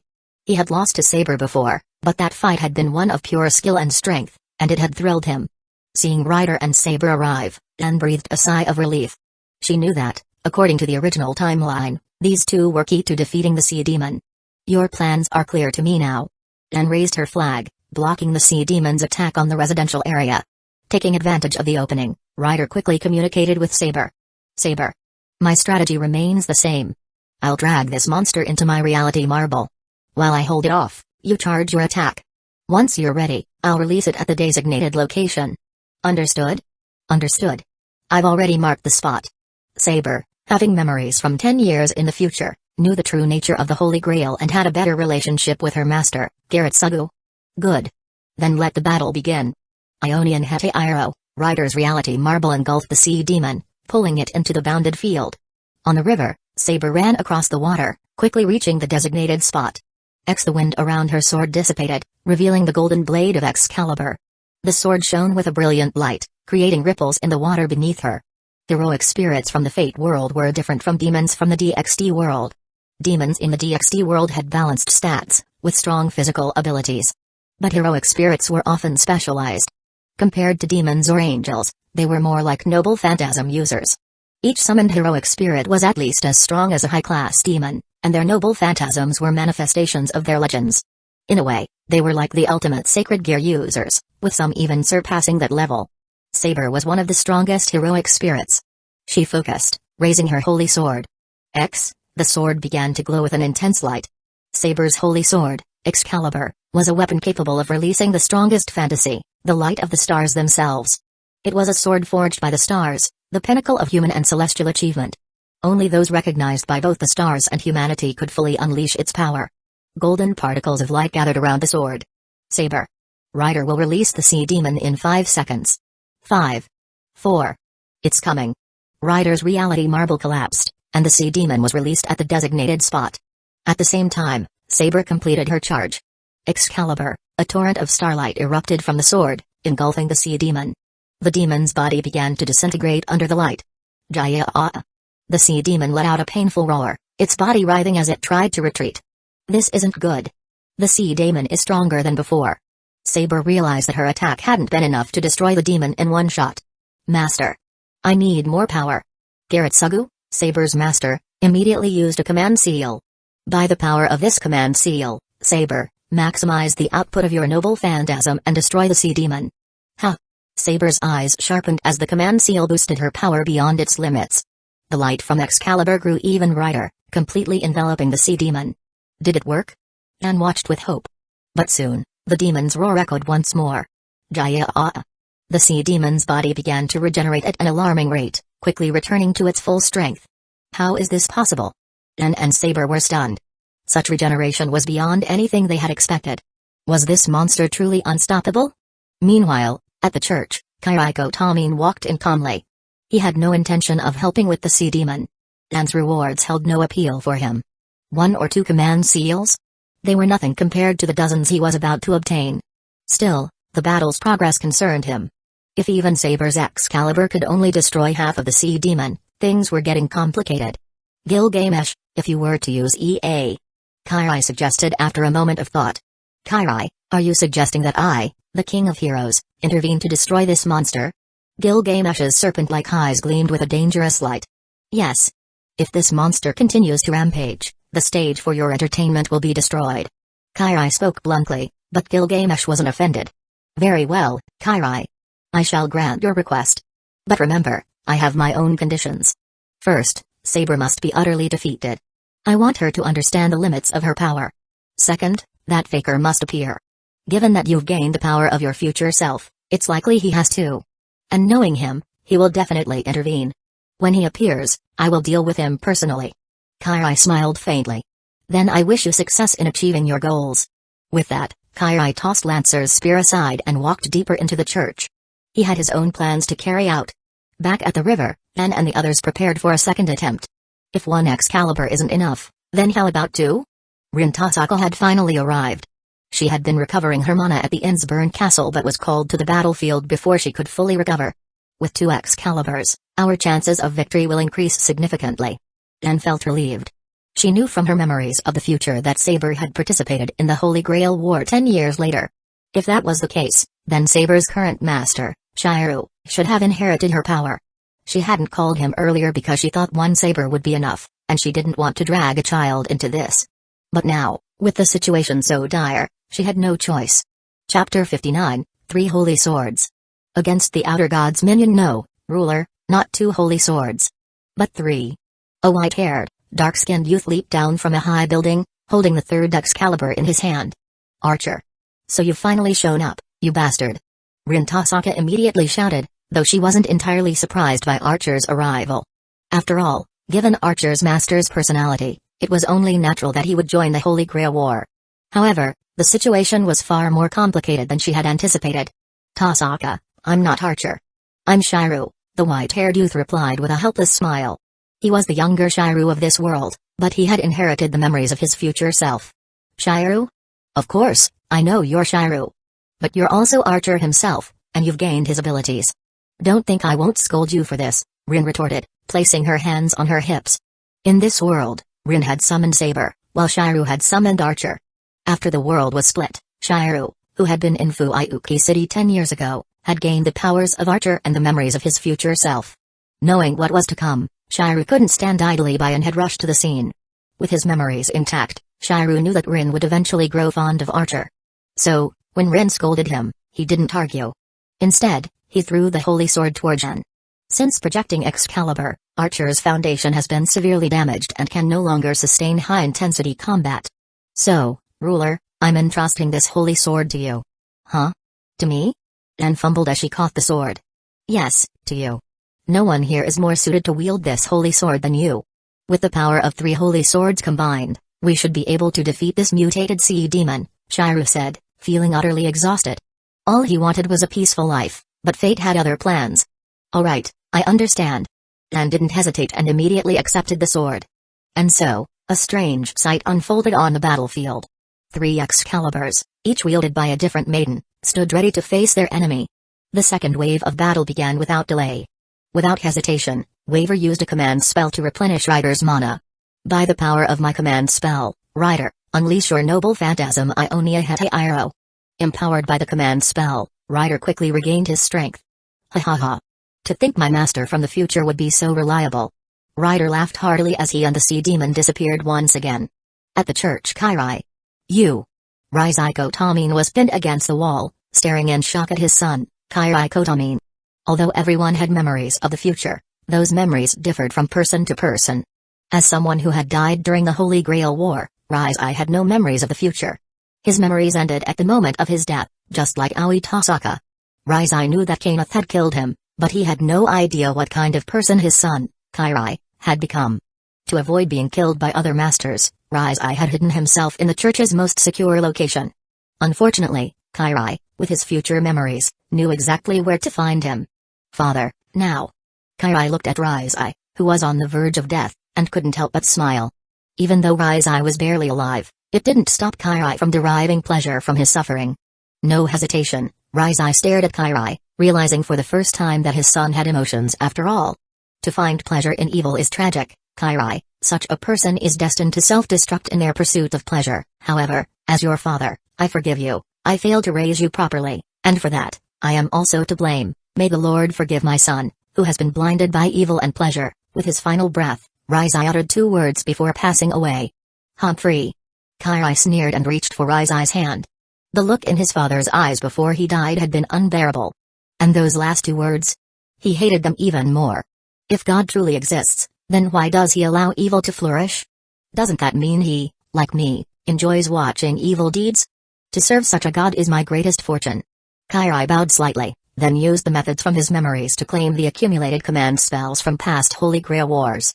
Here, O King, with this, even if you refuse to cooperate, it won't matter. Kairai raised his arm, now adorned with the command spells from previous wars. With these, they could use their noble phantasms without restriction. Now that you've obtained what you wanted, let's go, Kairai. The conditions I mentioned are almost fulfilled. Gilgamesh smirked, his golden armor gleaming. Back at the river battlefield, second wave, deploy. 5, 4, 3, 2, 1. As the countdown ended, the sea demon reappeared on the river. Excalibur. 3 golden beams of light descended simultaneously. By the power of my command spell, maximize the release of your noble phantasm, Saber. Giratsugu didn't hesitate to use his second command spell. My body, by the power of my command spell, maximize the release of my noble phantasm. Rin Tasaka also used a command spell she had obtained from Zhen. Under the combined force of the 3 Excaliburs, the sea demon's body began to disintegrate into golden particles. This time, the disintegration was much faster, and half of the demon was destroyed in an instant. Good.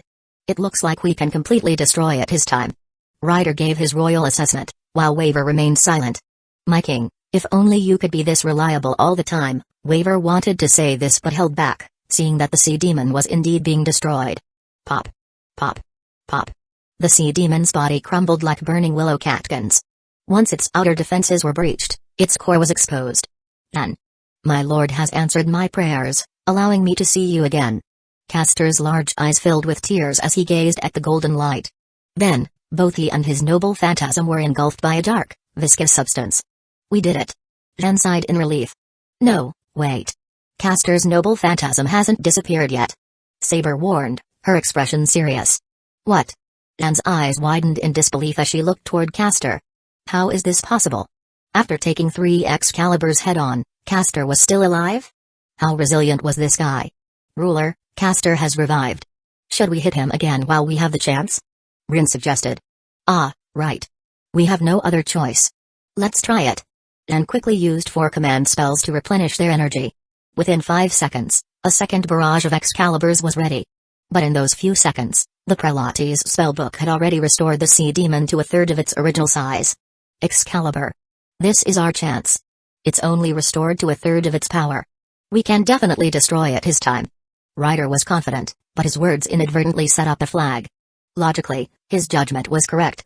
The previous triple Excalibur had destroyed the sea demon and severely injured Castor. This time, with the demon only at a third of its power, the outcome should be even more decisive. However, the Prelate's spellbook and the sea demon had surpassed all logic. No. Something's wrong. Ryder, I sense the presence of the root from Castor. Waver's expression changed drastically. Why could an outer god's minion connect to the root? Indeed, the situation had taken a turn for the worse. Fire. 3 beams of light shot toward the sea demon once more. But this time, a thick black mist enveloped the demon, weakening the Excalibur's power by at least 70%. We're done for. The same thought crossed everyone's mind. As expected, the 3 beams struck the sea demon but had little effect. The demon, which hadn't fully recovered, was now even more resilient. Roar. In pain, the sea demon retaliated, firing a dark purple beam of energy. Luminosite Eternal. Zhen raised her banner, using her noble phantasm to block the attack. So this is how it is. After barely withstanding the sea demon's counterattack, Zhen's frown deepened. She could feel that this sea demon was different from before. Ruler, do you know what's going on? Rin asked urgently. I don't know the full details, but I can make an educated guess. Castor isn't a traditional mage and lacks the aptitude for magic. This spellbook allows him to perform magecraft in his place. This spellbook, known as Prelate's spellbook, contains immense power and can summon creatures from other dimensions. These beings, originating from beyond our world, are usually kept at bay by the world's defenses. Normally, an outer god cannot descend directly, only sending their minions. But our world has undergone a change, allowing the outer god to not only send a strengthened minion but also grant a portion of its power. Unless we possess a noble phantasm capable of opposing both the world and the outer god, our attacks will have little effect. So we need an anti-world noble phantasm? Rin asked, her brow furrowed. Among the servants, only one possessed such a noble phantasm, but Gilgamesh seemed uninterested in joining the fight. No, we don't necessarily need an anti-world noble phantasm. Even if we had one, it might not be enough. Besides that, we also need a noble phantasm capable of opposing the outer god itself. As Zhen spoke, she turned to Saber. Saber, if you were to go all out, could you defeat this outer god's minion? Saber pondered for a few seconds but couldn't be certain. If I release all 13 seals of Excalibur, it's possible. However, since this sea demon has gained a portion of the world's power, I'm not sure if Excalibur will still be effective. The star of Excalibur, forged from the stars, naturally had the power to oppose foreign threats. But Saber wasn't sure if its range would be sufficient. In that case, why not leave this outer god's minion to me? A male voice suddenly rang out, startling everyone. Turning toward the source of the voice, they saw a young man with an aura vastly different from anyone else present. You're Akira Wo? Rin was the first to recognize him. As someone who had also been abandoned by her parents, Rin couldn't help but feel a deep resentment toward Akira, the man who had abandoned Sakura and Alea. Chapter 60, The World's Destroyer. The Severed World Cluster. Do you fear me? Akira glanced at Rin Tasaka. Her legs were indeed worthy of admiration, smooth and flawless. However, he had no memories of ever being involved with her. Bastard Akira. Of course, I despise you. I've seen Sakura and Alea's faces. Tell me, why did you abandon them 10 years ago? Rin felt it was her duty to stand up for Sakura and Alea. Why did I abandon them? First of all, I didn't abandon them. Your memories of the future were manipulated by the world's will to maximize your suffering. Secondly, even according to your memories, I didn't abandon them. I was expelled from the world, not by choice. Huh? Rin was confused. How could Akira's departure be related to the world itself? So, he's Akira? Saber also turned her attention to him. Since Rin, Sakura, and Alea had formed an alliance, Saber had heard of Akira. She had imagined him as a middle-aged man, but the reality was quite different. You're Akira? Rin instinctively took a step back upon seeing him. Akira looked exactly like the man she had seen in her dreams. In other words, Akira was the so-called Holy Father? The father of her child? Not just the father of her child. Rin suddenly remembered that Akira was also the person Amikase had ordered her to kill. What was going on? Were the will of God and Amikase's orders conflicting again? Rin, do you fear me too? Akira was puzzled. It made sense for Rin and Saber to fear him, but why Rin? I have some questions for you, Rin said, taking a deep breath. What questions? First, let me deal with this monster. We need to change the battlefield. Akira was worried that if the sea demon continued to grow, it would become uncontrollable. Agumon, go. Understood, Akira. A golden light shot out from Akira's hand, transforming into a massive, mechanical creature. Agumon, dig evolved to, Metal Greymon, a towering Metal Greymon, standing over 10 meters tall, appeared and fired 2 golden missiles from its chest cannons. Star Domain Mirror Space, the golden missiles exploded above the sea demon, enveloping it in a shower of golden light. The demon's form gradually became illusory, no longer able to interact with the real world. Though it was still there, it could no longer harm anything in the physical realm. This technique was similar to Ultraman Nexus's metafield, creating a separate battlefield. After evolving and perfecting itself, Agumon had unlocked nearly all of its potential. According to its data, Agumon was not only a fighter but also skilled in magic and research. The Forbidden Seal spell used to banish the sea demon was one of the powerful techniques Agumon had mastered after evolving. With such terrifying magical talent, if Agumon evolved again, it could potentially rival even the strongest beings in the multiverse. This guy's style is completely different from ours, Ryder commented, watching as Akira effortlessly dragged the sea demon away without using a reality marble. Then was also stunned. She noticed that Akira's methods were unlike anything she had seen before. While most summoners called upon mythical or humanoid creatures, Akira's summon was something entirely unknown, a fantastical being that defied logic. How could such a creature, radiating divine and faith energy even stronger than her own, exist? Akira, the analysis of the sea demon is complete. As we initially thought, it has become an outer god's minion, Agumon's voice echoed in Akira's mind. Good, I'll be there soon, Akira replied through their mental link. So, it'll take some time? If I can defeat it before you arrive, does that mean you won't have to fight?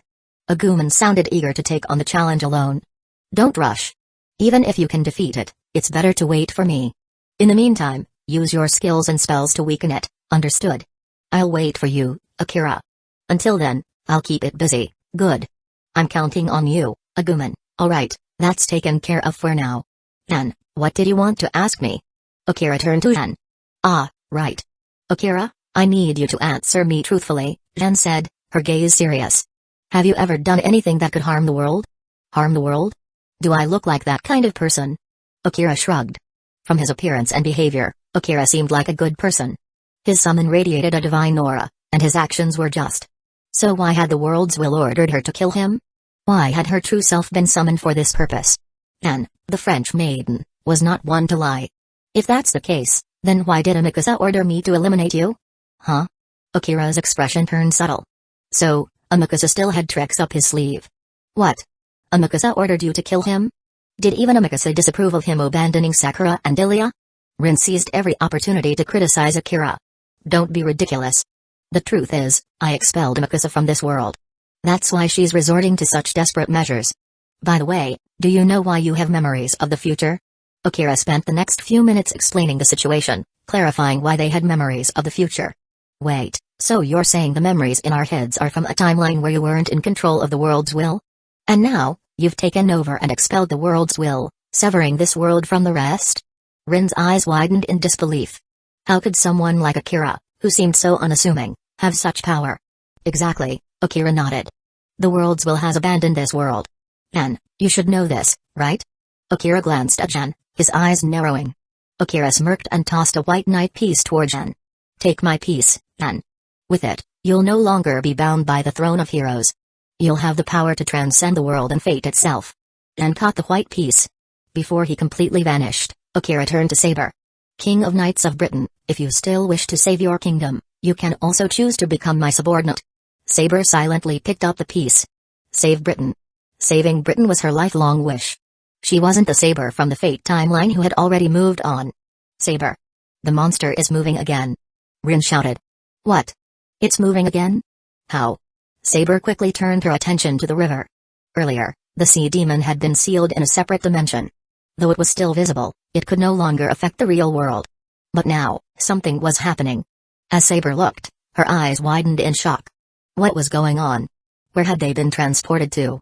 Was this still the Holy Grail War, or had it turned into a monster battle? Chapter 61, Clash of Titans. Giant Robot. Giant Fallen Angel. As Akira rose into the air, a golden teleportation circle materialized on the ground below. From within the circle, Agumon's voice echoed. He had been preparing for this moment for some time. Akira doesn't have a suitable weapon right now. You have 3 holy swords, just toss one in here, Agumon demanded. Without hesitation, Anne handed over the Excalibur she was holding. This particular holy sword wasn't hers to begin with, it had been created by Archer, making it the most suitable to give away. Soon, the holy sword was thrown into the golden circle, entering the mirrored space created by Agumon. Akira's figure gradually materialized within the space.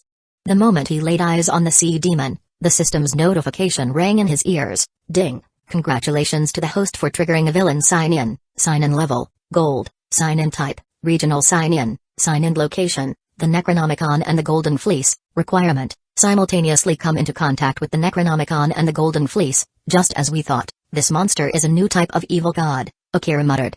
The massive sea demon had fused with the Golden Fleece, gaining additional demonic traits.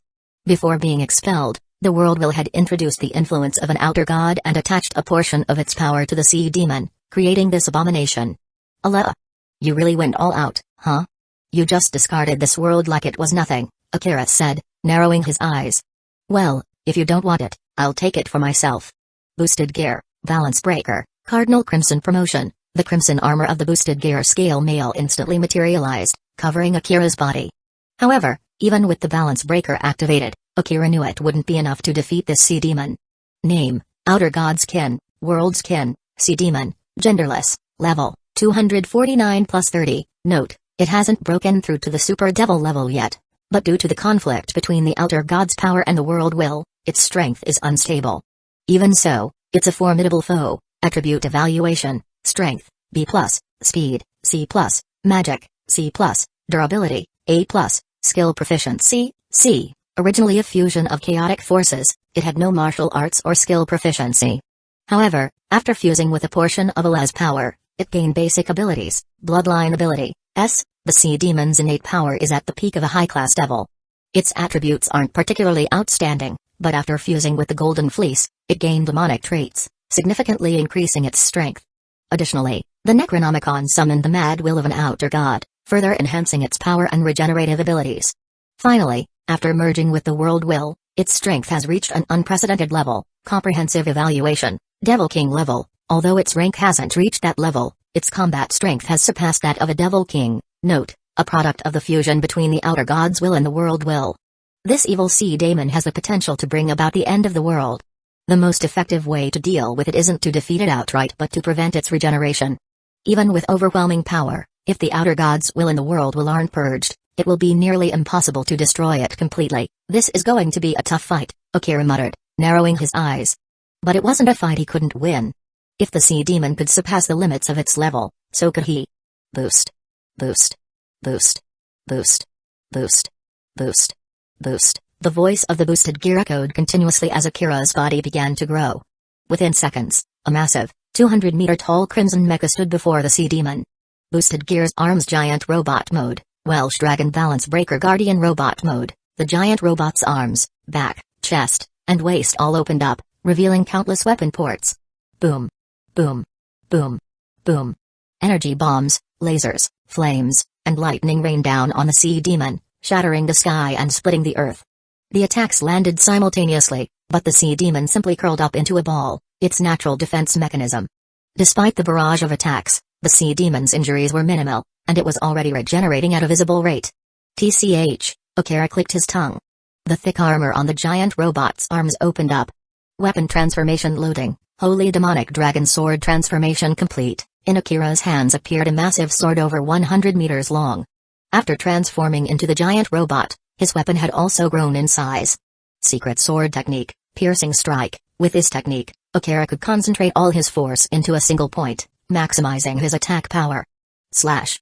The Holy Demonic Dragon Sword cleaved the sea demon in two. However, before the two halves could even hit the ground, they reached out and fused back together, completely regenerating. So that's how it is, Akira muttered. I thought the Holy Demonic Dragon Sword would be enough. Without an attribute that could counter the sea demon's regeneration, dealing with this monster that was enhanced by both the outer god's will and the world will was going to be a pain. Just as Akira was considering using his ultimate move, Agumon's voice reached him. Akira. I have a way to deal with this monster. If you can cut off 1/5 of its body and prevent it from regenerating for a short time, I can completely erase the outer god's will from that portion. If we repeat this process enough times, we can weaken it to the point where it can be destroyed. Agumon, you can erase the outer god's will? Good, that's great, Akira replied. But the Holy Demonic Dragon Sword's attack power isn't enough to stop its regeneration. Thinking of a weapon that could counter the sea demon, Akira immediately thought of Saber's Holy Sword. While it might not completely counter the sea demon, it was the most effective weapon available. As soon as Akira had this thought, Agumon tossed him a holy sword. The weapon you need, I've already gotten it for you. Good. Akira grinned. Weapon transformation loading, Excalibur transformation complete. The massive Holy Demonic Dragon Sword in Akira's hands transformed into a golden Excalibur. Akira's weapon transformation ability wasn't just about wielding weapons, it allowed him to fuse them directly into his arsenal. Raising the giant Excalibur, Akira chanted, I hereby swear, I will not allow anything in this world to exist that I cannot cut. This sword is the blade that can sever and cut through all existence on earth. The blade of a natural enemy, divine skill rending steel claw. Under the influence of this divine skill, the giant Excalibur was enveloped in a dense, black aura. Pure steel refined to its absolute limit. This skill was incredibly powerful. If Akira had a deeper understanding and mastery of it, he could have defeated the sea demon with this skill alone. The holy sword came down. Slash. The giant Excalibur effortlessly cleaved through the sea demon's sturdy body. Even in its defensive, curled-up state, the sword cut through it like butter. Screech. The sea demon let out a painful roar, instinctively trying to heal its wound. But this time, its tendrils couldn't reach the injury. The holy sword had sealed part of its regenerative abilities, and the lingering power of Akira's divine skill continued to tear at the wound.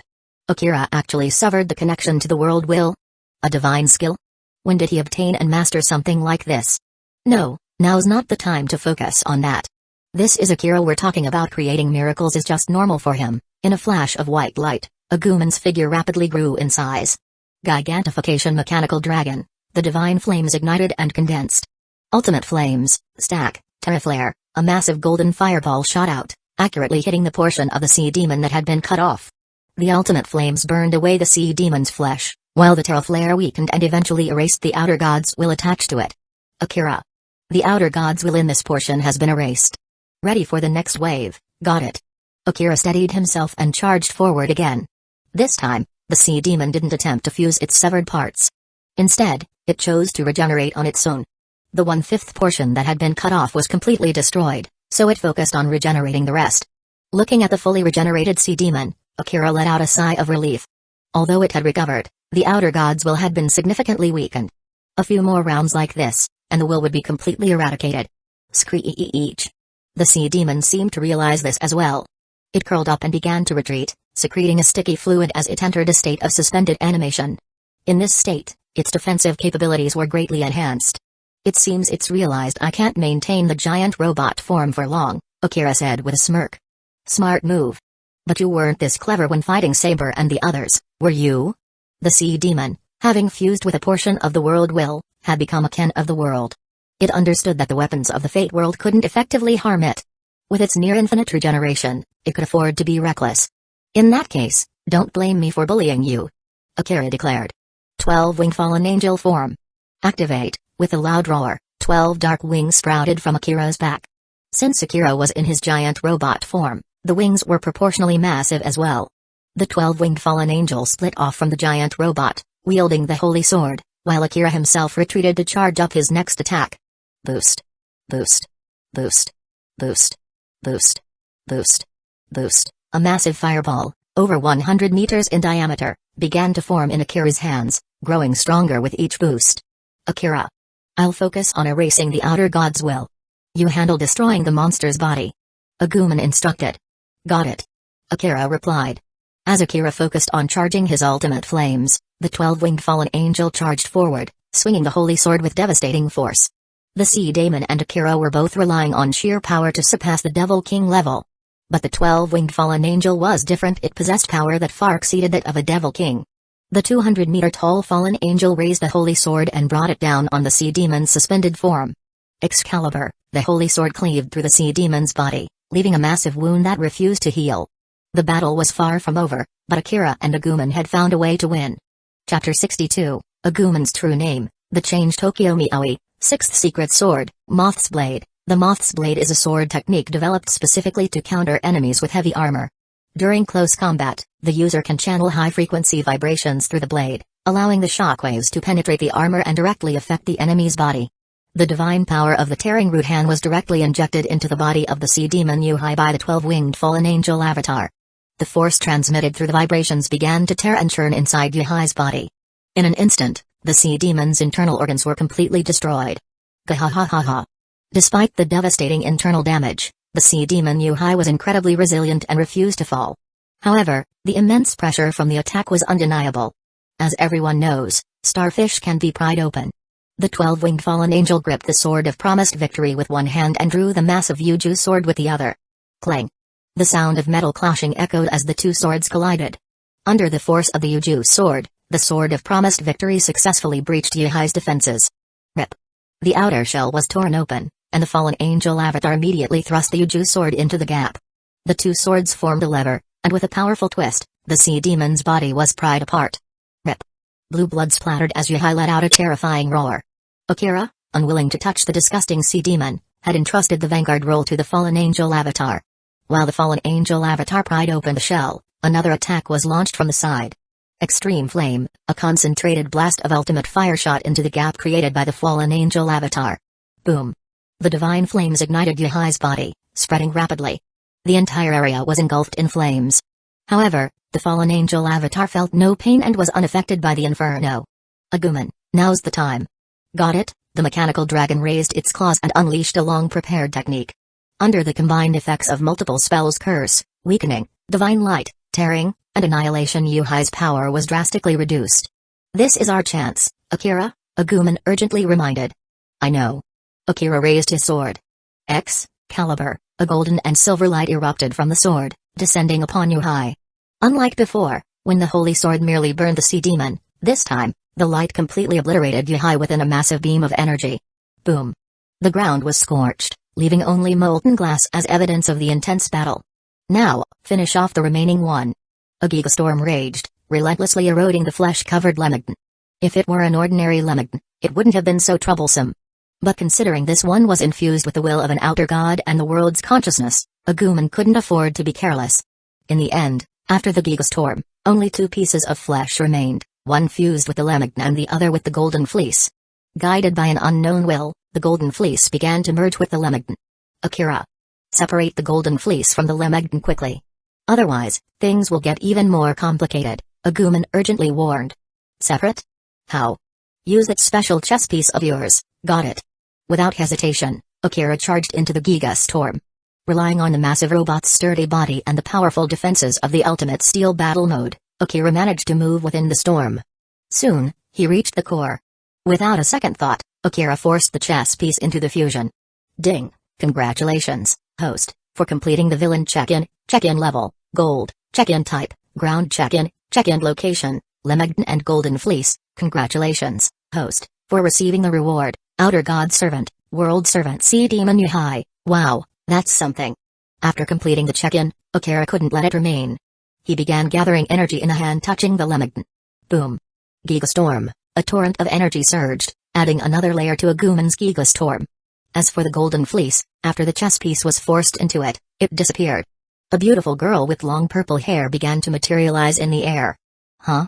Akira raised an eyebrow and quickly reached out to grab the newly reborn girl. Boom. The thrusters on his body activated. With one hand maintaining the Giga Storm and the other holding the purple-haired girl, Akira gradually expanded the storm's range. However, before he could fully exit, the storm subsided. With the Golden Fleece gone, the Lemegden quickly disintegrated within the Giga Storm. As the storm dissipated, Akira gently opened his massive hand and placed the purple-haired girl on the ground. Phew. Akira let out a long sigh, feeling the exhaustion of using the giant robot mode and stacking so many abilities. Ah. The purple-haired girl seemed unwilling to let Akira lie on the ground and quickly supported him, placing his head on her lap. Are you the hero who saved me from the evil god? The girl whispered softly. This beautiful girl with long purple hair was Medea. In this world, Medea was the victor of the Holy Grail War. 10 years later, she would be summoned again, but this time, she would rebel against her master. As she lay on the ground, someone reached out and pulled her up. You are Medea? Yes, master. I am Medea, your servant. As a sorceress from the Age of Gods, Medea quickly understood her relationship with Akira and the significance of their bond. She could feel the changes that occurred after forming a contract with him. She had become his servant, and he, her master. This relationship was absolute and unbreakable. Master, you've expended a lot of magic power. You should rest and recover before moving again. All living beings have a limit, similar to metal fatigue. When the body reaches its limit, it needs proper rest. All right. Akira relaxed, enjoying the comfort of Medea's lap. He had never seen such a gentle side of Medea before. Was this really the same dark and vengeful Medea he knew? By the way, master, I have a way to help you recover your magic power. Medea's eyes sparkled as a blush spread across her delicate face. Before Akira could respond, she leaned in and kissed him. At that moment, Agumon, who had just evolved, was rushing toward Akira. She arrived just in time to see Medea kissing him. Huh? Agumon frowned, feeling an inexplicable pain in her chest. Despite her strong body, she felt as though she couldn't breathe. This wasn't the first time she had felt this way. Every time she saw Akira getting close to another girl, she felt this unbearable discomfort. Seiya. Agumon softly uttered the name she had given herself. She wanted Akira to call her Seiya instead of Agumon. Once I evolve into my ultimate form and gain a new appearance, I'll make Akira call me Seiya, Agumon resolved. Meanwhile, outside the battlefield, Rin Tasaka was munching on chips while watching Akira's battle with the sea demon Yuhai. Agumon had trapped Yuhai in a mirror world and sealed it with a forbidden spell, but she hadn't moved it to another dimension. Thus, Rin and the others could still see the battle. By the time the battle ended, Rin had just finished her chips. She licked her fingers, savoring the last bits of flavor. Damn, that guy might really have the qualifications to be exiled by the world. Rin had been reluctant to admit it, but now she had no choice. Akira hadn't been lying. His exile had altered the world, leading to the future she now knew. Rin, are you okay? A familiar voice snapped Rin out of her thoughts.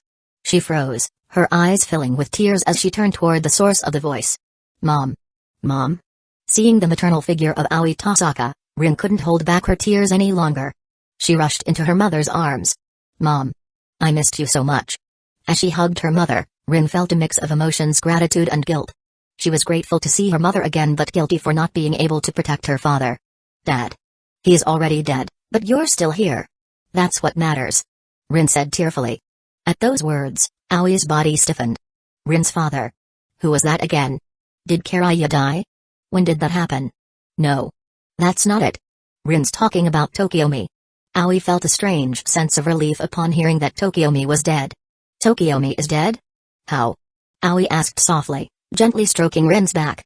He was killed by his disciple, Kairai Kotamine, Rin replied, her voice filled with hatred.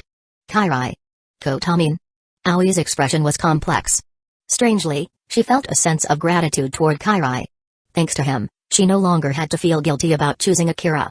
She was no longer a cheating wife but a widow seeking love. Although Aoi had already betrayed Tokiomi after her night with Akira, the decision had been painful. Telling Tokiomi that she had chosen Akira, that Akira was stronger, would have been too cruel. Tokiomi had already suffered enough, and she didn't want to hurt him further. So, Aoi felt that Tokiomi's death at Kairai's hands was a blessing. "Mom, I'll kill Kairai again. I'll avenge Dad," Rin declared coldly.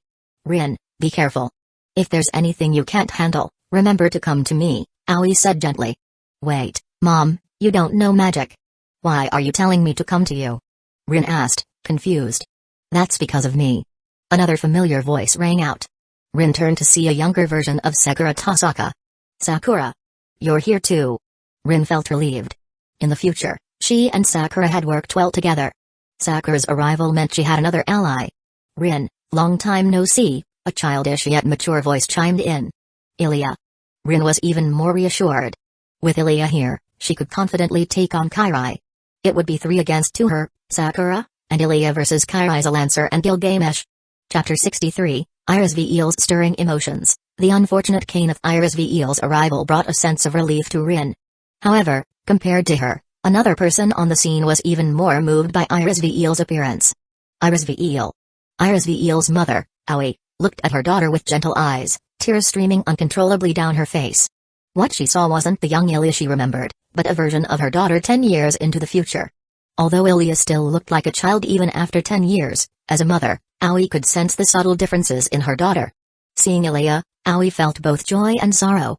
Joy because seeing her daughter grown meant that Ilya had survived the next 10 years. Sorrow because Ilya's presence here meant that she had participated in the Holy Grail War in the future. Even though Aoi had already learned from Rin that her daughter would survive, she couldn't help but worry. In this altered world, could Ilya still survive? If Ilya stays by that man named Akira's side, she will definitely survive, this thought suddenly crossed Aoi's mind. And, if I were to follow him as well, he could save me from the fate of the Holy Grail, just like he saved Ilya. No. No. How could I think such a thing? Aoi shook her head vigorously, trying to rid herself of such selfish thoughts. However, unbeknownst to her, a subtle change had already taken root in her mind. A thought she had never considered before was now sprouting within her. If Garrett Sugu's pursuit of the Holy Grail was a mistake, then resisting the fate of the Holy Grail didn't seem so wrong after all. "Mom." While Aoi was lost in thought, Ilya rushed into her arms. For Ilya, it had been 10 years since she last saw her mother. "Ilya." Aoi stroked Ilya's long white hair, looking at her daughter's face, which now resembled her own, and smiled warmly. Thus, the battlefield of the Holy Grail War had turned into a heartwarming family reunion. Meanwhile, on the other side, Garrett Sugu was on the move. Boom. Boom. Boom. The bombs he had planted earlier exploded, completely destroying the building where Kenneth was staying. Both sides had their intelligence. Kenneth knew that Garrett Sugu had planted explosives in his hotel, and Garrett Sugu knew that Kenneth had his Mercury Magecraft, which would allow him to survive the explosion. So, before Kenneth could react and escape the building, Garrett Sugu detonated the bombs early. Even though the Holy Grail has been corrupted, my goal of winning the Holy Grail War remains unchanged. Garrett Sugu muttered with determination. I must destroy the Holy Grail and prevent the corrupted Grail from being born. This was his atonement. From Rin, who had come from the future, Garrett Sugu had learned how to minimize the damage. By relocating the Grail to a less populated area and then destroying it, he could prevent the catastrophe. He even knew how he would design the Greater Grail in the future. Unfortunately, he hadn't lived to see the day when the Grail was truly dismantled. But that didn't matter. He would make sure it happened this time. There he is. Seeing his target finally appear, Garrett Sugu steadied his breathing, aimed his sniper rifle, and prepared to fire. At the explosion site, just as Garrett Sugu had predicted, a spherical shield of mercury protected Kenneth. This was his Mercury Magecraft. Like in the original timeline, Kenneth's other Magecraft tools had been destroyed, leaving only this one. However, due to the suddenness of the attack, Kenneth had only managed to save himself. He hadn't been able to protect his fiancée, Sola Ui. Sola. Sola, are you okay? Kenneth cried out, tears streaming down his face as he looked at his unconscious fiancée. Even though he knew Sola had betrayed him, he didn't blame her. It was all the fault of that dishonorable knight, Diarmid, who had seduced her with his cursed beauty mark. Yes, it was Diarmid's fault. His cursed mark and his obsession with chivalry had doomed him and everyone around him.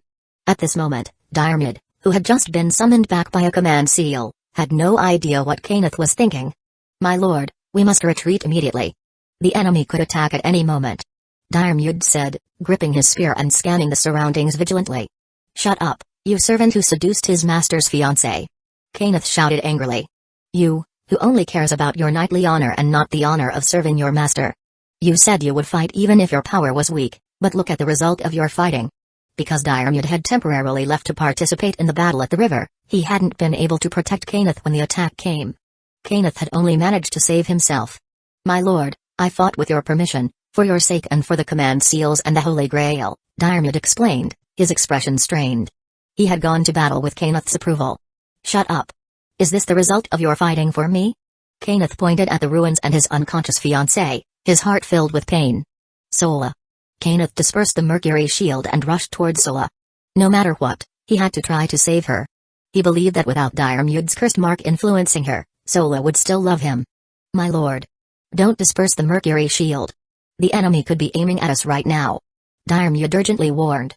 "Shut up. How could a mere bullet outpace your reflexes?" Kenneth sneered. He remembered that Garrett Sugu's magecraft tool was a gun, a weapon Diarmid could easily intercept midair.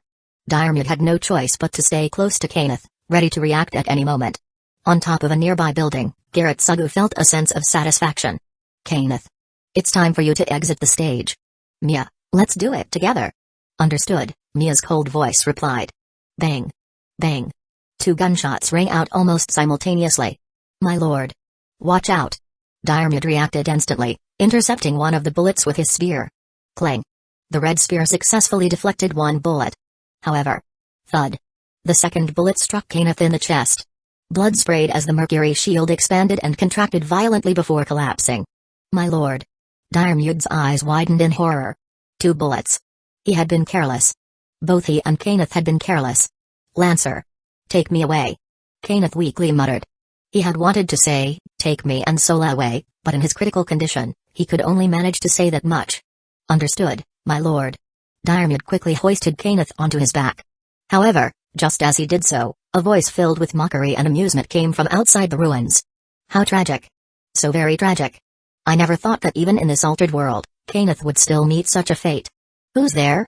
Diarmid turned sharply toward the source of the voice. He was shocked that someone had gotten so close without him noticing. Standing there was a man who seemed to be the center of the world itself. Whether it was his aura or his presence, Diarmid had never encountered anyone like him before. "You can call me Akira," the man said with a smile. Thanks to Medea's ancient blood magic, Akira had almost fully recovered from his injuries. The regenerative power of his Leviathan bloodline was truly formidable.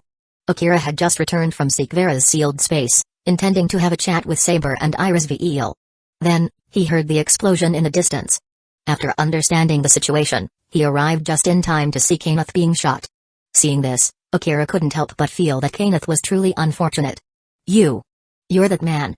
What are you doing here?" Diarmid recognized Akira. Earlier, he had been on his way to the river to join the battle, but before he could even participate, Akira had dragged the sea demon away, and Diarmid had been summoned back by Kenneth.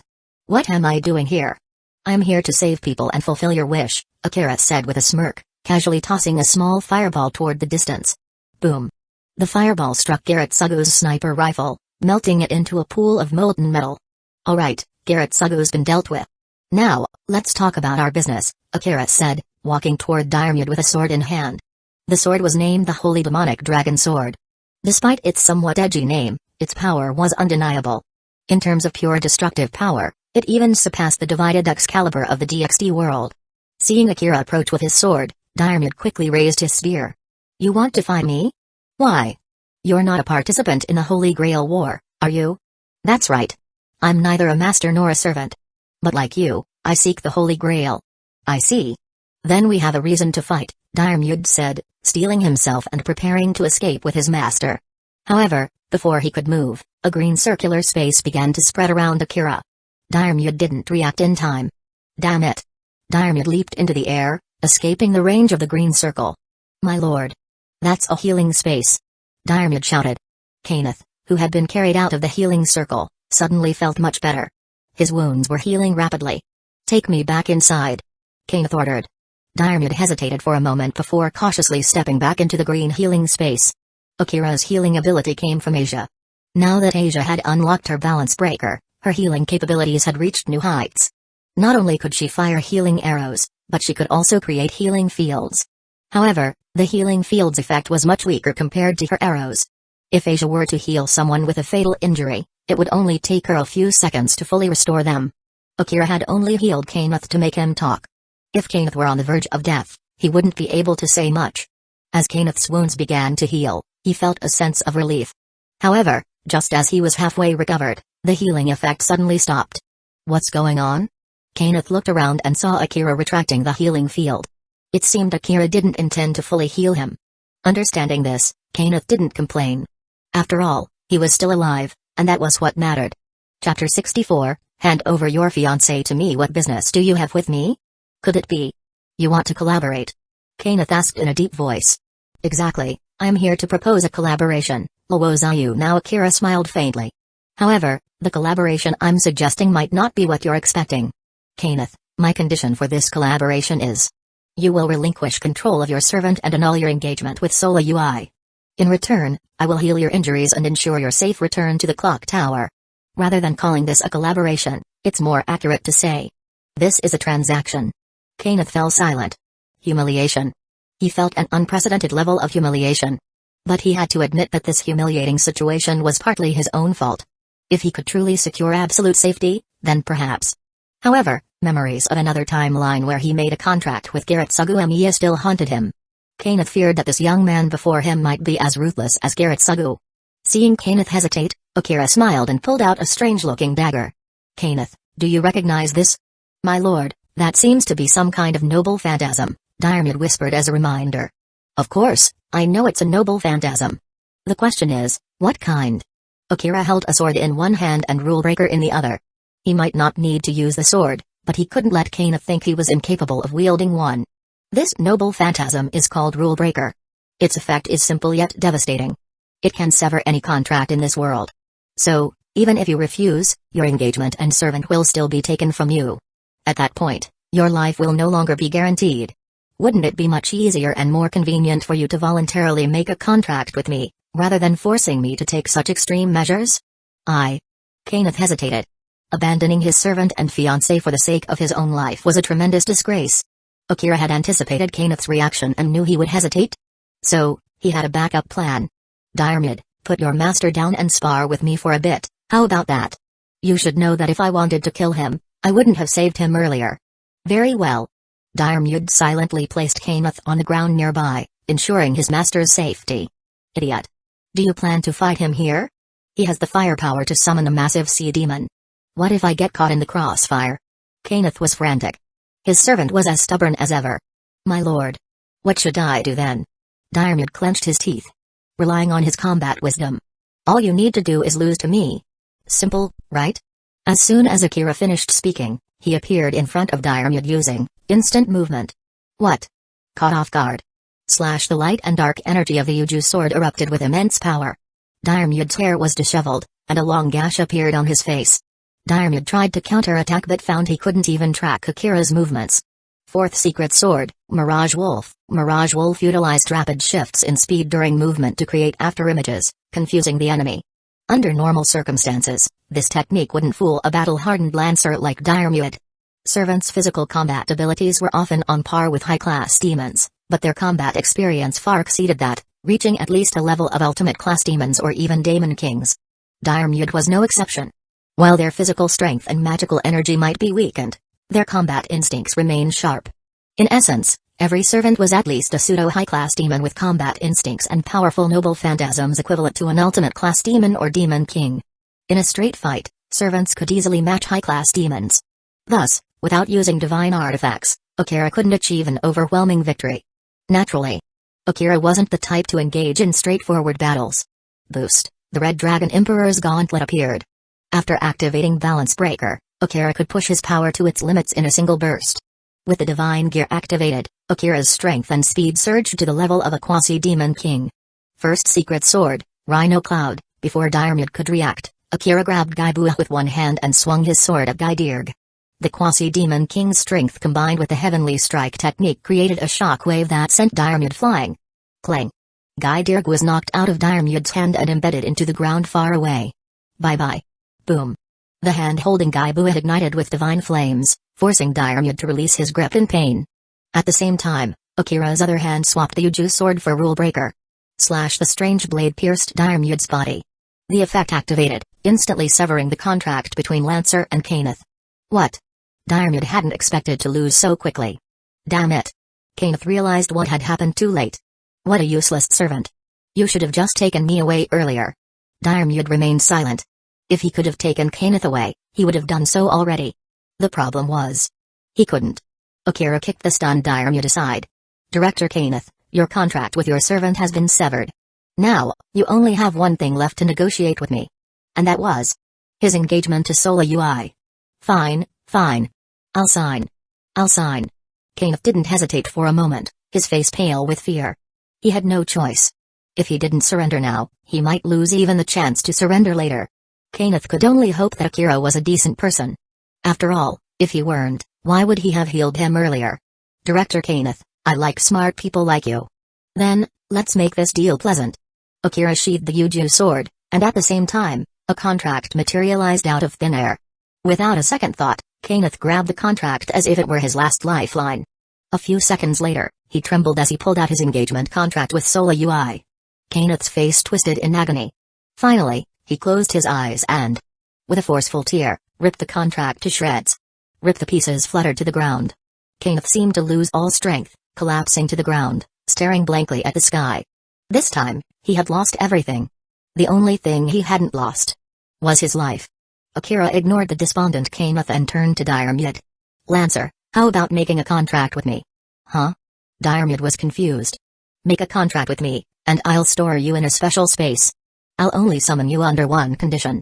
And that is when it's time to fight Saber. Akira explained with a smile. You'll only summon me to fight Saber. So, you're saying you want me to finish my unfinished duel with Saber? Diarmuid was shocked, and after the shock came a strange sense of gratitude. That's why he addressed Akira with respect. Akira, a complete stranger, understood his desire, while his former master had ignored his feelings. Though Diarmuid never voiced it, he had always harbored resentment. Diarmuid of the Fianna, the Knight of the Luminous Face.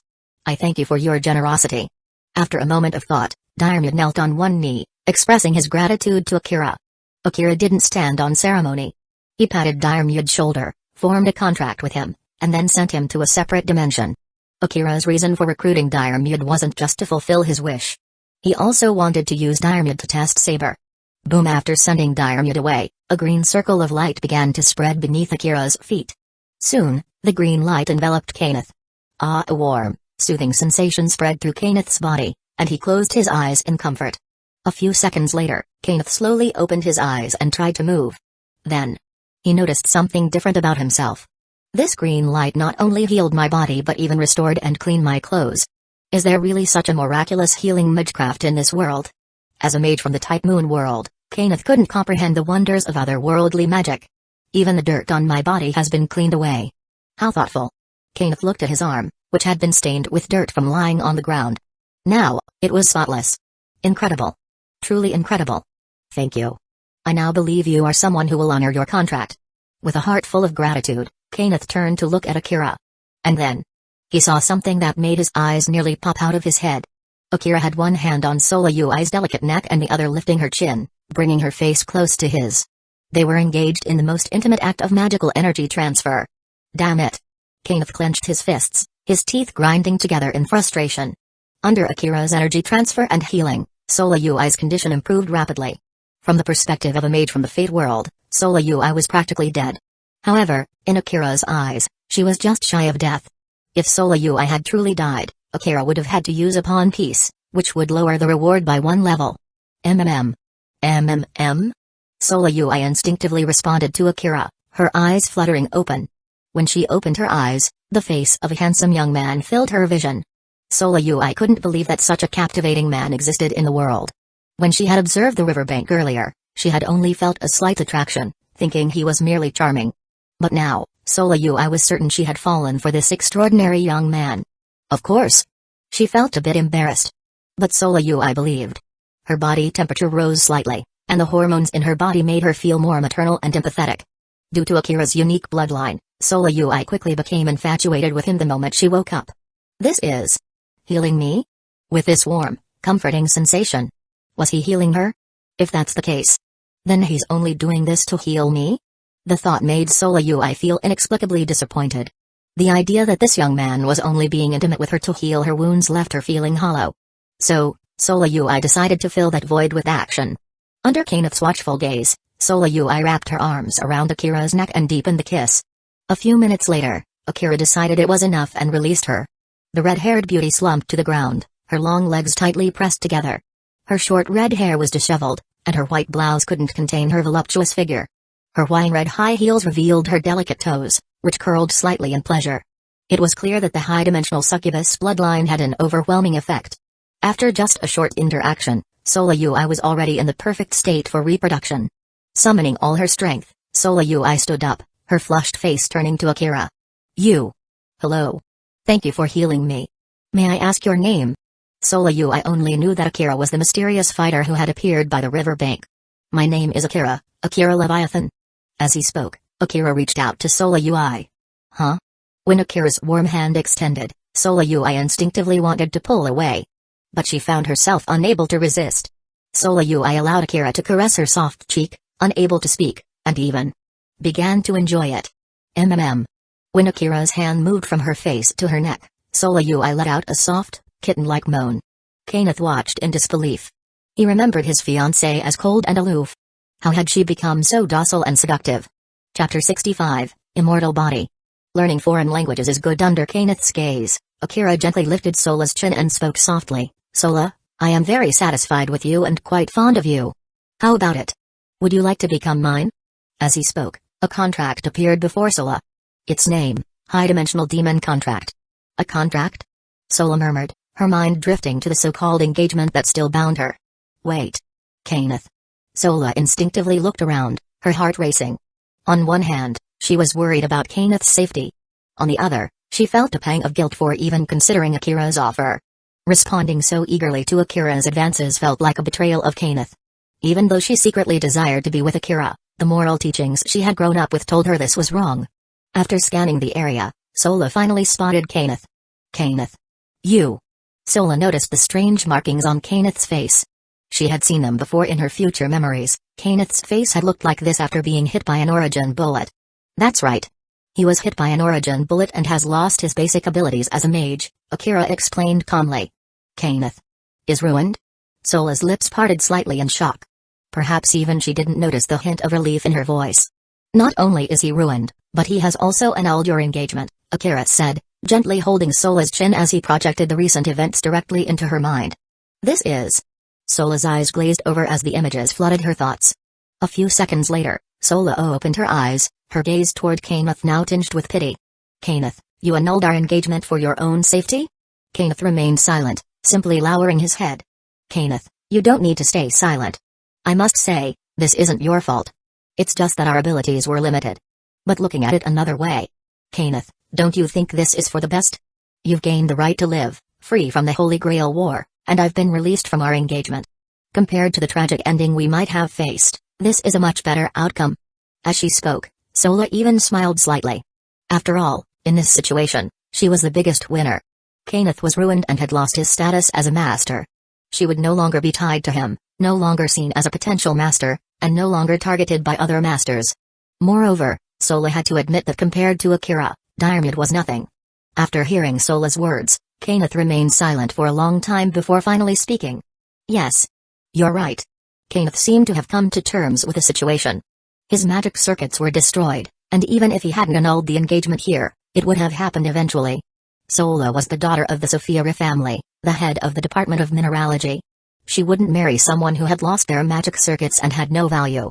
Seek Vera, send him away, Akira said. Akira had no intention of humiliating Kenneth.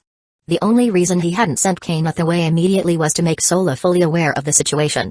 Now that Sola understood and had made her feelings clear, there was no need for Kenneth to stay. Send him to the clock tower, right? That's right. Understood, Akira. Seek Vera waved her hand, and a teleportation circle appeared. Moments later, Kenneth vanished. Akira could also use teleportation magic, but he wasn't as skilled as Seek Vera. After all, Sikvera had awakened her innate magical talents. Before disappearing, Kenneth spoke softly. Thank you. He was thanking Akira for keeping his promise. In his eyes, Akira, who honored his contracts, was far superior to Garetsugu.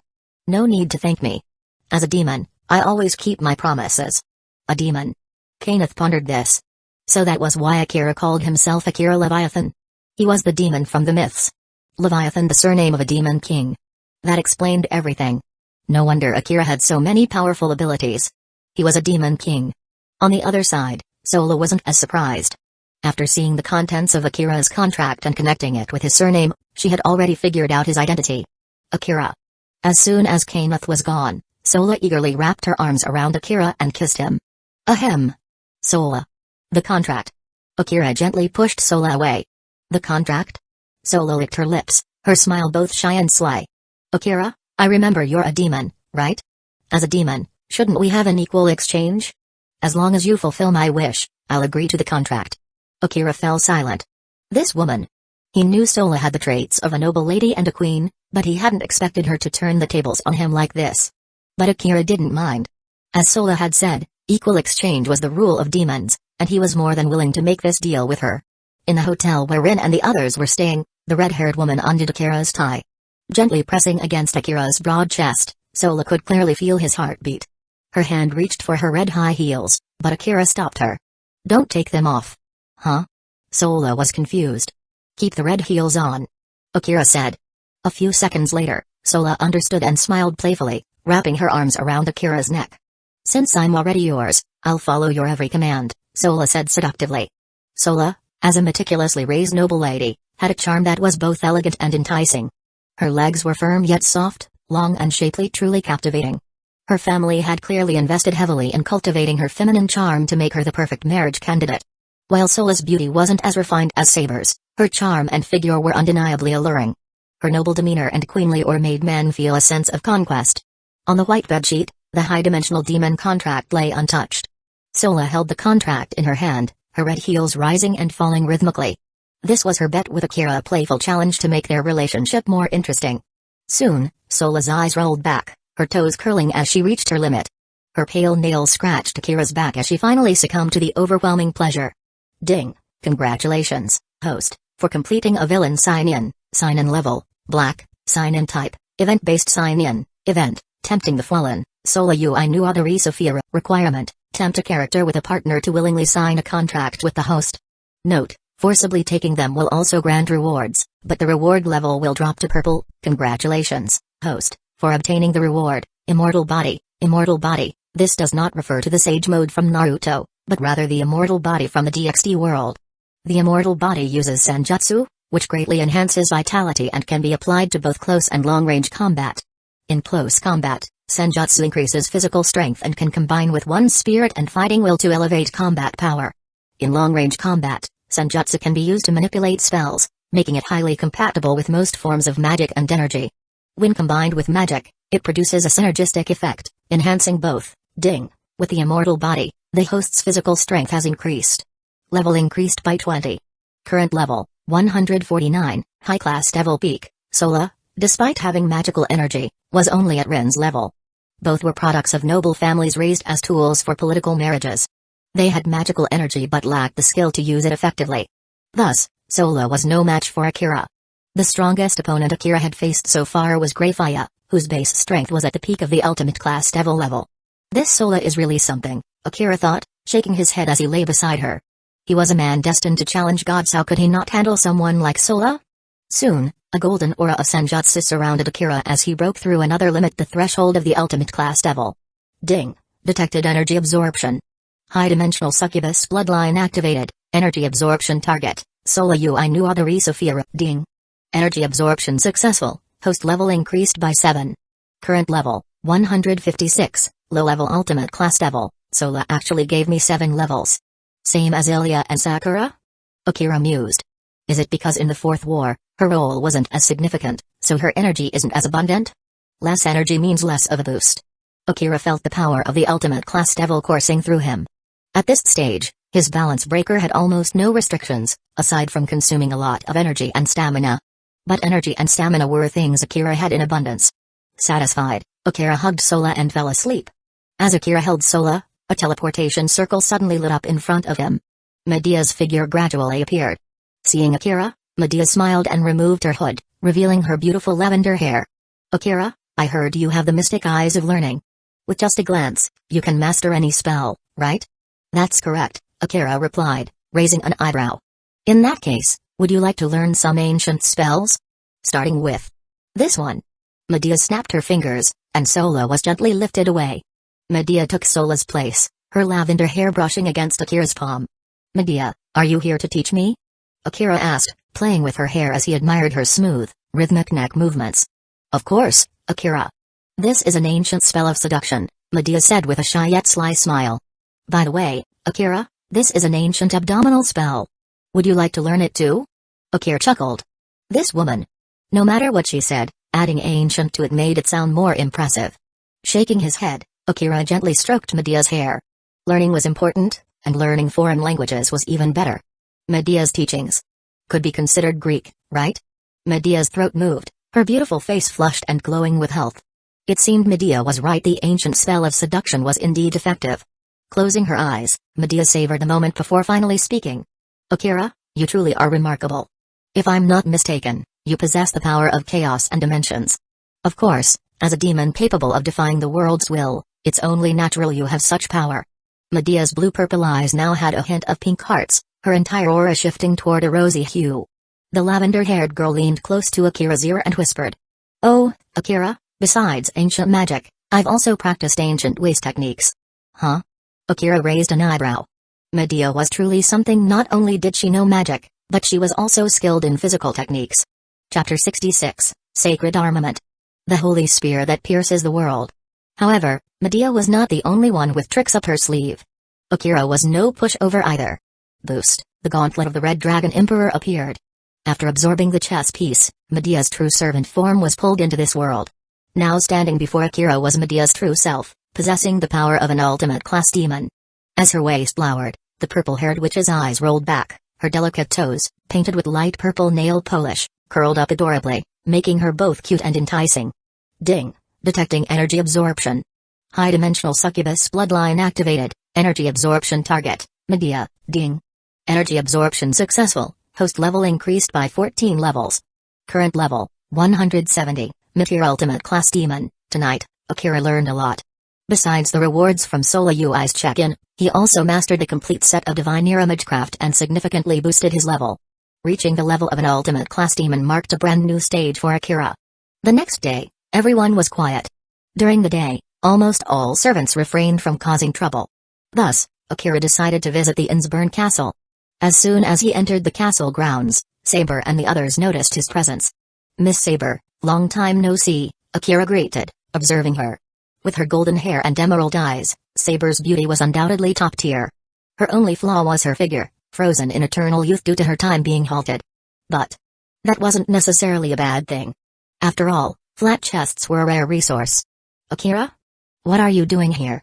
Saber looked at him with a guarded expression. Perhaps because she had memories of the future, having heard about Akira from Sakura and Ilya, she was naturally wary of him. According to the records of the parallel world, Saber had only met Akira once when he and Ilya returned to find Iris Veil. After that, Saber had to endure days of hearing about Akira from the others. That bastard Akira, once I get the Holy Grail, I'll help Sakura punch him hard. From Rin's perspective, Akira was an irresponsible scoundrel who saved people halfway and then ran off. Sister, don't be like that. Akira is someone who could become my father, or even your father. In Sakura's eyes, Akira was the hero who saved her from her suffering and the perfect candidate to be her father. Sakura. You're wrong. I'm the one who's daddy's daughter. The one who brings Akira back. Can only be me. In Ilya's eyes, Akira was the one who saved her and Iris Veil. To bring Akira back, Ilya was willing to do anything. As for Saber, her impression of Akira was completely different from the three families. Previously, Saber's impression of Akira was that of a mysterious, handsome enigma. Now, her impression had shifted, the source of world change, the master of the 12-winged fallen angel, and the invader of the world. His status had clearly risen, but this only made Saber more cautious. Don't be nervous. I am here to discuss something with Garrett Sugumiya, Akira said, glancing at the castle. He wasn't here. You're looking for Garrett Sugu? Saber frowned and immediately contacted him. That outsider is looking for me? Fine, bring him to the basement. Geritsugu remained silent for a few seconds before responding. Saber, bring him to the basement. If he tries anything, use the same move as yesterday to destroy the Innsburn castle. Since he doesn't seem hostile, let's meet him. After hearing Geritsugu's voice, Saber relaxed slightly. Come on, Akira. I'll take you to Geritsugu. Sure, I know he's not in the castle right now, Akira nodded. Right. After seeing your firepower yesterday, Geritsugu had everyone split up. Only Jen and I are in the castle now. Since everyone had memories of the future, the fact that the Innsburn castle was Geritsugu's base was exposed. Thus, Geritsugu had no choice but to abandon the castle. Aguman. A golden light flashed as Aguman flew out of the contract seal. Akira, I want to act alone for a bit. Is that okay? It's fine, but what are you planning? Last night, that holy maiden only accepted your chess piece but hasn't absorbed it yet. I want to convince her to become your servant. The holy maiden referred to Jen. Are you sure? Akira was surprised that Aguman wanted to persuade Jen. I'm more than 90% confident, Aguman replied. Alright, then go ahead. Okay, I'll help you get a powerful servant. I can feel that Jen has a lot of potential. Once she becomes your servant, she'll be much stronger than before. Akira raised an eyebrow. Wow, Aguman could even use the term potential. He had never told Aguman about the concept of absorbing broken chess pieces to increase potential. It seemed Aguman had deduced this information on her own. As expected of his Aguman, truly a being with power beyond this world. Soon, under Saber's guidance, Akira arrived at a small villa near the Emiya residence. All the servants who participated in the Holy Grail War 10 years later knew that the Emiya residence was also a safe house. Thus, Geritsugu couldn't stay in the already exposed Emiya residence, waiting to be attacked. Creak, the door opened gently, and a haggard man walked out. Geritsugu's eyes were sunken, his beard unkempt, and his gaze lifeless, as if he hadn't slept all night. Did you not sleep last night? Akira couldn't help but ask. Ever since I learned about the future, I haven't been able to sleep. Geritsugu's voice was hoarse. Is that so? You're quite dedicated. Akira walked into the living room, picked up the teapot, and poured some tea leaves into it. However, he wasn't using Geritsugu's tea but a special blend from the underworld of the DxD world. Gurgle, gurgle, gurgle. Using Aguman's flame ability and the time manipulation of the underworld, Akira quickly brewed a pot of tea. Care for a cup? I don't want you collapsing from exhaustion while we talk. Geritsugu eyed the teacup but hesitated to drink. Akira knew what Geritsugu was thinking and took a sip first to show it wasn't poisoned. However, even after Akira drank, Geritsugu still didn't touch the tea, simply staring at him. This was the first time Akira had been stared at so intently by a man, and it gave him goosebumps. If he won't drink, Saber, how about you? Akira shook his head and offered the tea to Saber. Thank you. Saber didn't hesitate, kneeling on the floor and picking up the teacup from the low table. Sip. The golden-haired maiden slowly drank several sips. Geritsugu, I think you can drink it safely. This tea is quite refreshing. Geritsugu glanced at Saber, then deeply at Akira, before finally picking up the teacup. A few seconds later, Geritsugu set down the cup and couldn't help but close his eyes. Good tea. Geritsugu's compliment was genuine. After drinking the tea, his fatigue had diminished by over 90%. As expected of someone from beyond this world. I shouldn't be surprised by anything you bring out. Geritsugu had already learned about Akira's identity from Saber. He also knew that it was because of Akira that this world was moving in a direction different from what he remembered. Akira, why have you come to see me? Geritsugu cut to the chase, his voice low. For the future you desire. Huh? Geritsugu frowned. What did Akira mean by the future he desired? Geritsugu, since you've let me in, there's no need to play dumb, right? Well, it's not playing dumb. I roughly understand your meaning, but I don't know how far you plan to go. As he spoke, Geritsugu's expression remained calm. Akira's words indicated that he was here to propose a collaboration. How far do I plan to go, huh? Akira set down his teacup and pondered for a few seconds. I just want to make up for some regrets and fulfill some selfish desires. You could call it a demon's hobby of collecting treasures. Except, the treasures I want to collect are people. You want Iris Veil. Geritsugu's eyes were unreadable. He had already figured this out. If it weren't for this, Akira wouldn't have gone to such lengths to approach them. Not just Iris Veil. I want Saber too. Saber pursed her lips and silently took another sip of tea. In truth, she had already sensed this. The reason Akira had said those things to her was to convey that you, as a native of this world, cannot resist the world's will. If you want to achieve your wish, you must rely on me. However, what did want mean? Saber couldn't quite understand. Perhaps it meant becoming Akira's subordinate. If Akira truly had the power to change history, Saber wouldn't mind becoming his subordinate. She had become a servant to fulfill her wish, and the man before her possessed the power to expel the world's will, standing on equal footing with Ila, if not surpassing it.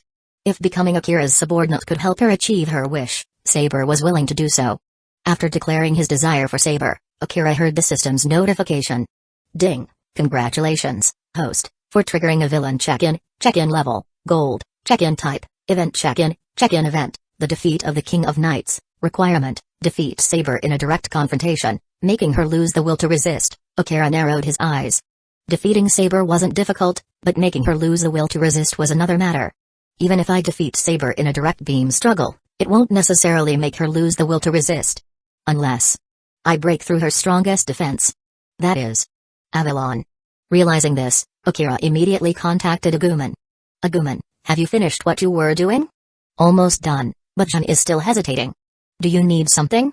Nothing major. I just need your help in a fight.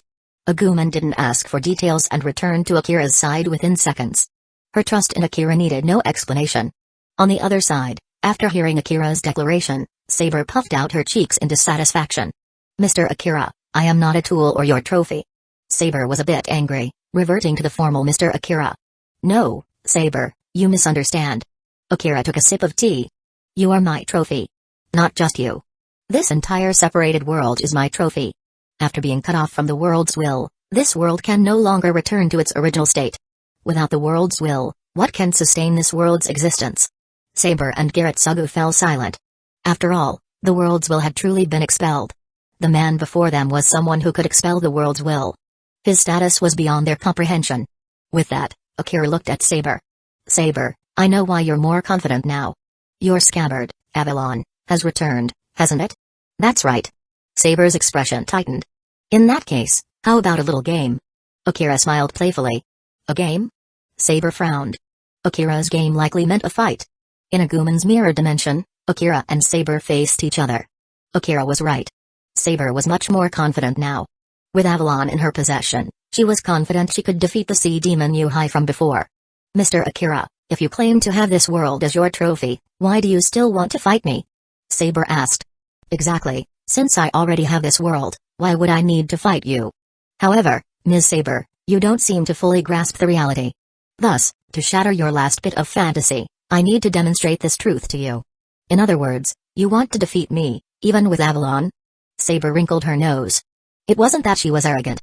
Avalon truly had no record of defeat. Saber, you're still too naive. Akira shook his head. There's no such thing as absolute defense or absolute offense. All that exists is the crushing superiority of a higher existence over a lower one. The reason Avalon seems invincible to you is because it operates on a higher plane of existence. But even the concept of a world pales in comparison to power that transcends worlds.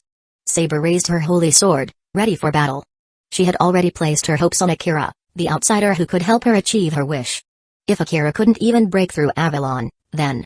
In that case, please show me your power, Mr. Akira. Saber's magical energy surged, forming a visible aura around her. Agumon, Akira called out to his trusted partner. Understood, Akira. A golden light flew out from the contract seal. However, Agumon didn't take on her usual form. Instead, she transformed into a weapon in Akira's hand. Armament transformation, sacred armament, the holy spear that pierces the world, Chapter 67, Training the King of Knights, waking up to find a heart mark on her stomach. The golden light gradually shifted in shape, and soon, it transformed into a sacred, noble-looking spear. The sacred armament was an ability Agumon awakened after evolving into her mechanical dragon form and solidifying her foundation. In sacred armament mode, Agumon could unleash her full potential, which transcended the boundaries of this world. After unleashing her true power, Agumon had two modes, sword mode and spear mode. What Akira was using now was Agumon's spear mode. Whether it was the gauntlet of the Red Dragon Emperor or the wings of the White Dragon Emperor, they could only push Akira's power to its limit. Going beyond that would cause fundamental damage to his body. However, Agumon's sacred armament was different. Agumon's sacred armament could directly overlay her power onto Akira. After Akira used the dance of the red and white dragons to push himself to his limit, he could further surpass that limit through the sacred armament. In sacred armament mode, Akira felt no strain, even when wielding power at the peak of the Demon King level.